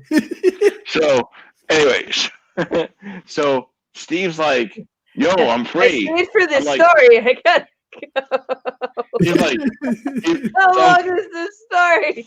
Yeah, we got cupcakes from Magnolia's because that's because where I had that's what she wanted cupcakes for the wedding, like the reception, and we went to Magnolia. I got the cupcakes, and then we split. But then I got married, and those 6 out of the 12 cupcakes I bought got squished, and we just gave them away to the girl working at the flower shop and where I got married, and then later that night, another story. Steve I and thought Alex, this story was yeah, more no, exciting. I gotta go. I'm bored. Mwah. Well, she came back, and I'm like, yeah, I'm bored now. Bye. Later, Bye. But yeah, so yeah, we went cupcake shopping, and they got squished, and then they got married the next day, and Yeah. blah blah blah and shit. But yeah, That was fun. um, Yeah, but I'm excited it to wasn't see though. what's what's gonna come out for next year. I'm excited what's gonna happen. I'm A excited trip to New York City would be nice next year. Yeah, it Your would be elbow, nice. dude. Yeah. Put your elbow down. Yeah, Can't put your hear you. elbow down. Oh, Yeah. sorry. Oh, fuck you guys. I got an honorable I said mention for stuff too. I'm really, really excited for whatever Disney has in store for Marvel and Star Wars for next year, because like some of the stuff that's on the episode, it came out of nowhere. It was like a complete surprise and a shocker, and Yeah. like nobody knew it was gonna happen. Like even the really good spoiler sites didn't have anything. So I cannot wait to see what they have in store for us for Marvel and for more Star Wars stuff next year that we don't know about. Mm-hmm. Yeah, I'm definitely excited. for it. Yeah. Excited for Mandalorian more was wrestling too. well. Yeah. We'll get talking AEW in my for a second, but Mandalorian was really, really fantastic. Yeah. As for AEW, Brandy and Cody announced that they're having a kid. Yeah. So, It's fucking dope. is that child going to be sporting that really nasty like pro-Trump tattoo on his neck? I hope not. Yeah. Um, I hope that's not a thing that carries over. right. But for me, I gotta really start watching more AEW because Dude, like it's good. Sting, Yeah. as I told you, Steve, that theme song, holy shit. Like that Yeah. is creepy as fuck, and like that's all I play. Yeah. Wednesday night. That dude, Mikey Ruckus he's a great fucking dude. He's a great fucking artist. He does pretty much all the music for all the AEW dudes, and he's That is on point great. with all the shit. Wednesday night, I'm walking home in the snow. The shit's blowing down out by me. And like I was done playing whatever album I was listening to, and I'm like, okay, what's next? And I'm like, oh, I've been playing Sting's theme a lot. Put that on, and just like walking in the snow in like pitch darkness and like just the white from the snow and shit, Uh-huh. and like just knowing how like those images are where like the Mhm. like snow's hitting them. I'm like, oh, okay, I get it. And like It fits. that theme is so good, and I've gone back and listened to his theme from his time in WCW and his time in WWE, and I'm like, yep, this is the theme. Yeah. It And- tops all the other ones. Oh my god, by far. And just seeing his just demeanor and just staring into nothingness and just being creepy as fuck, and then cutting that promo, and I'm just like, yep, yeah, Sting, you're like 1990s Sting right now. Yeah, he's fucking fantastic. Man. I don't care that you've been in like religious movies and shit. Yeah. Oh, he has. I don't remember that. Yeah. Redemption Road. I don't count. Don't know how I know that. Wow. Yeah. Took a deep dive, but it's okay. IMDb Steve Gordon. Because you watched it so we don't have to. Yeah, pretty much. long before the idea. It basically stems around the time that I was dating the girl that I want to say T didn't meet yet, but like she was excited about around the time of like X-Men Days of Future Past. Oh yeah. That girl. Yeah. We won't talk about that. Yeah, it's okay. I didn't hear anything. Nothing. I didn't say a word. Yeah. You imagine this whole thing. Yep. It's all a figment of my imagination because it's pretty late. Yeah. Yeah, so AW, they got a lot of cool shit coming soon. A lot of cool shit.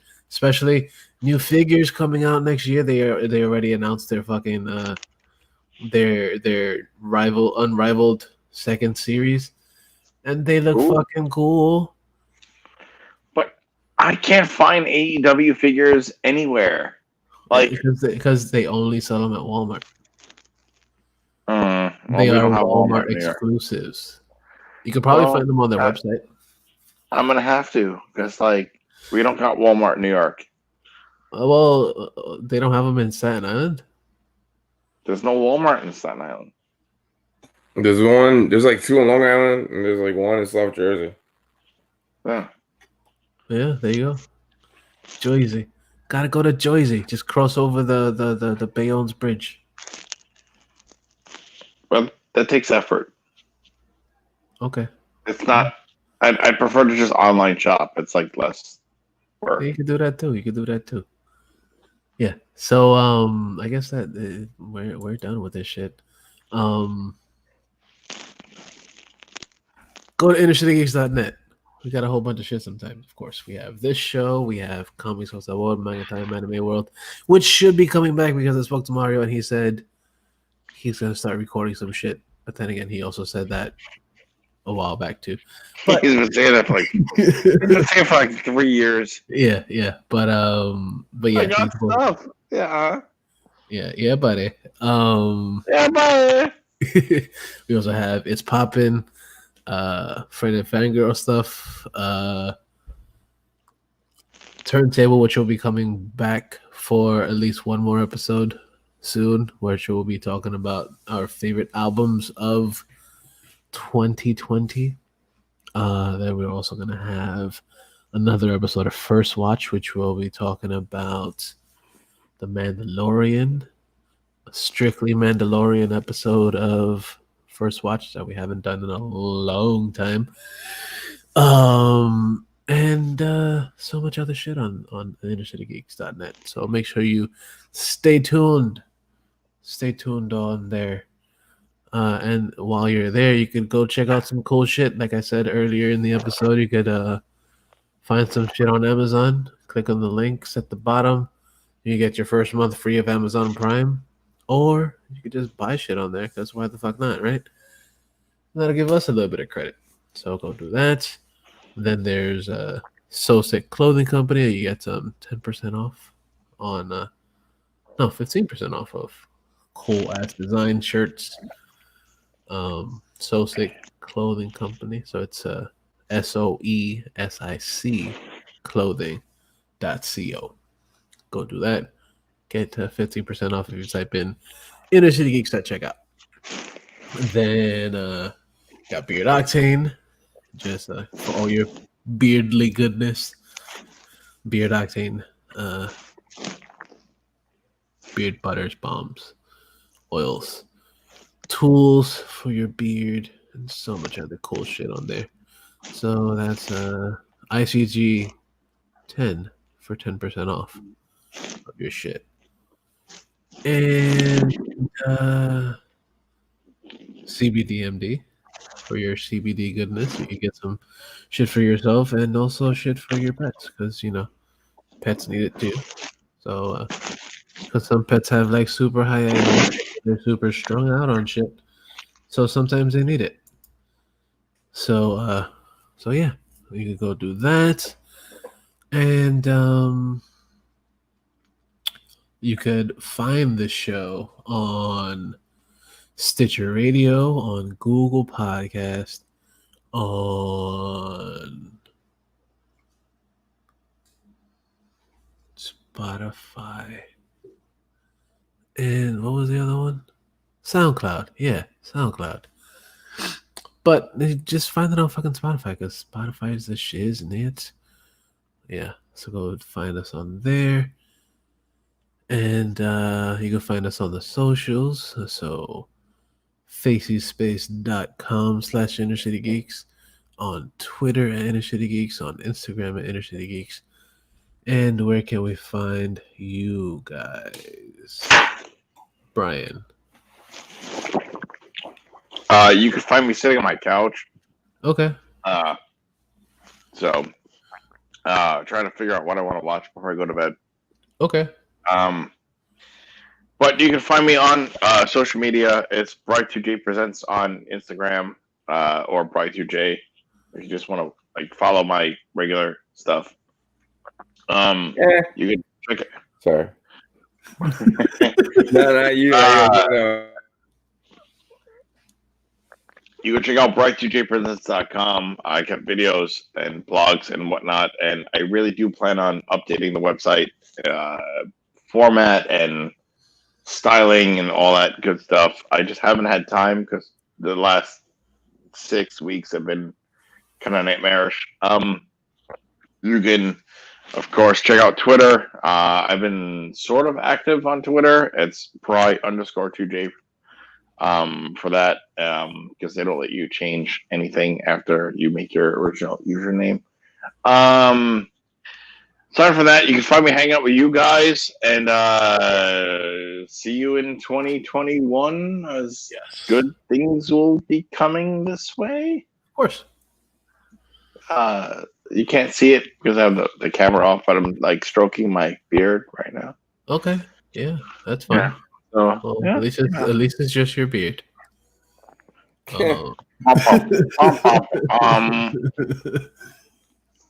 Renee, where can we find you, sir? You can find me on the balcony smoking. Yay. Or in the living room playing video games. Yeah, before I forget, and I don't, I'm not gonna get another chance to do this, but Happy New Year, guys. Merry Christmas, Happy Holidays, whatever the fuck you celebrate. Thank you for listening. Just like to all three of you, you guys are like a Christmas gift every time you listen to us. So thank you. And you can find me at DarthBX on everything. I don't really use Facebook that much, so whatever. But yeah, DarthBX, DarthB as in boy, X as in X-ray. Darth Bronx on Instagram and Twitter. Sweet. And you guys can find me on the Instagram and the Twitters at Mr. Jackal, MisterJackal. And yeah, it's been a fantastic fucking year. Granted, we've dealt with a lot of shit for the year, but as far as being on here and interacting with you guys and seeing our listenership grow, and it's been fun. It's been great, and I'm excited to see where the show's gonna go and where things will grow and how things will grow.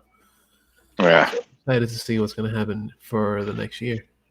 As I said before, just knowing you guys for as long as I have and seeing you guys grow as much as you've seen me grow. I'm proud of both of you guys. I love you both. Yeah, we love you too, you're both my brothers. You're both family, which is funny because I like you guys more than I like my actual family.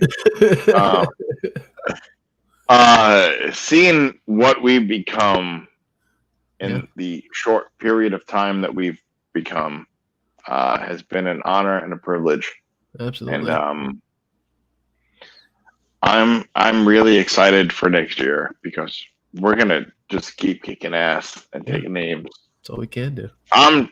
I'm chewing bubble gum and kicking ass, and I'm all about you get what I'm saying. I get you.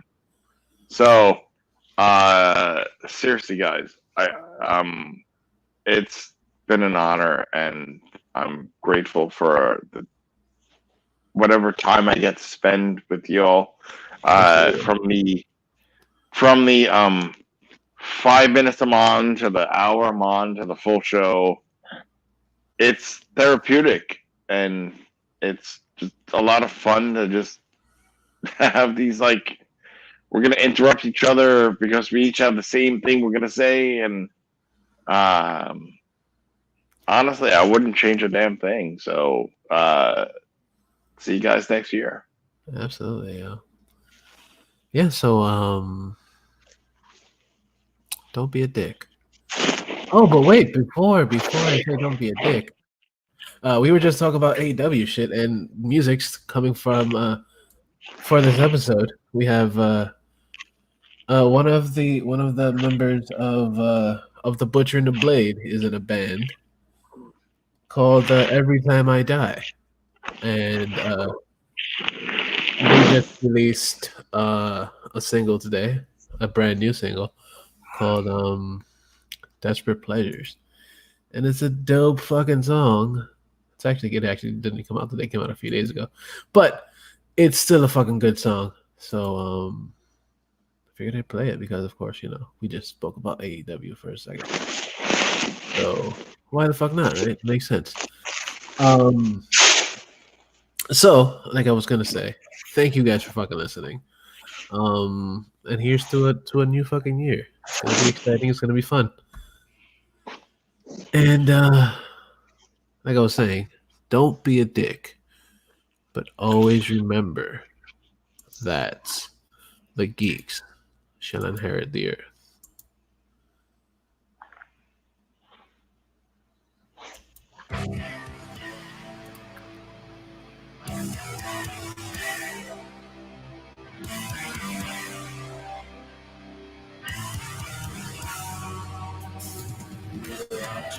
These are desperate times. Talk to your mother, these are desperate times. Dance with your lover, these are desperate times. Surrender yourself, these are desperate times. Without your God, these are desperate times. Talk to your mother, these are desperate times. Dance with your lover, these are desperate times. Surrender yourself, these are desperate times. Without your God, these are desperate times. Talk to your mother, these are desperate times. Dance with your lover, these are desperate times. Surrender yourself, these are desperate times. Fight for their lives, fight for their lives. So hopeless or useless in desperate times. You got it bad, try having passion. Try still believing that some good will happen. So nothing ever has, and nothing ever will. Cause nothing ever can. It's almost unbearable, honestly terrible. We're in the golden age of bastards. We're living in the golden age of bastards. Bastards. Despairing is painless and pieces of life. You should die on me, devil, fucking hating mankind and rips you apart. You got an atheist praying for Judgment Day. Enough to make an atheist pray for Judgment Day. The great American sob story, a sad Scooby story. A holy man who kills and cannot be saved. And woe in the villain, you can't call a truth. You put down your weapon, but now he's got two. A liar's a liar, take him at his word. Forever rebelling against him. The world made us sick. How can it heal us? The world made us sick. How can it heal us? The world made us sick. How can it heal us? The world made us sick. How can it heal us? We cannot be saved by the men-digging graves. We cannot be saved by the men-digging graves. In desperate times, desperate times!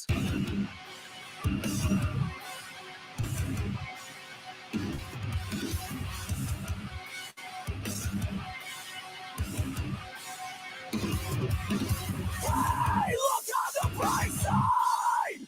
There's nowhere but up from a canyon in hell! Look on the bright side! There's nowhere but up from a canyon in hell!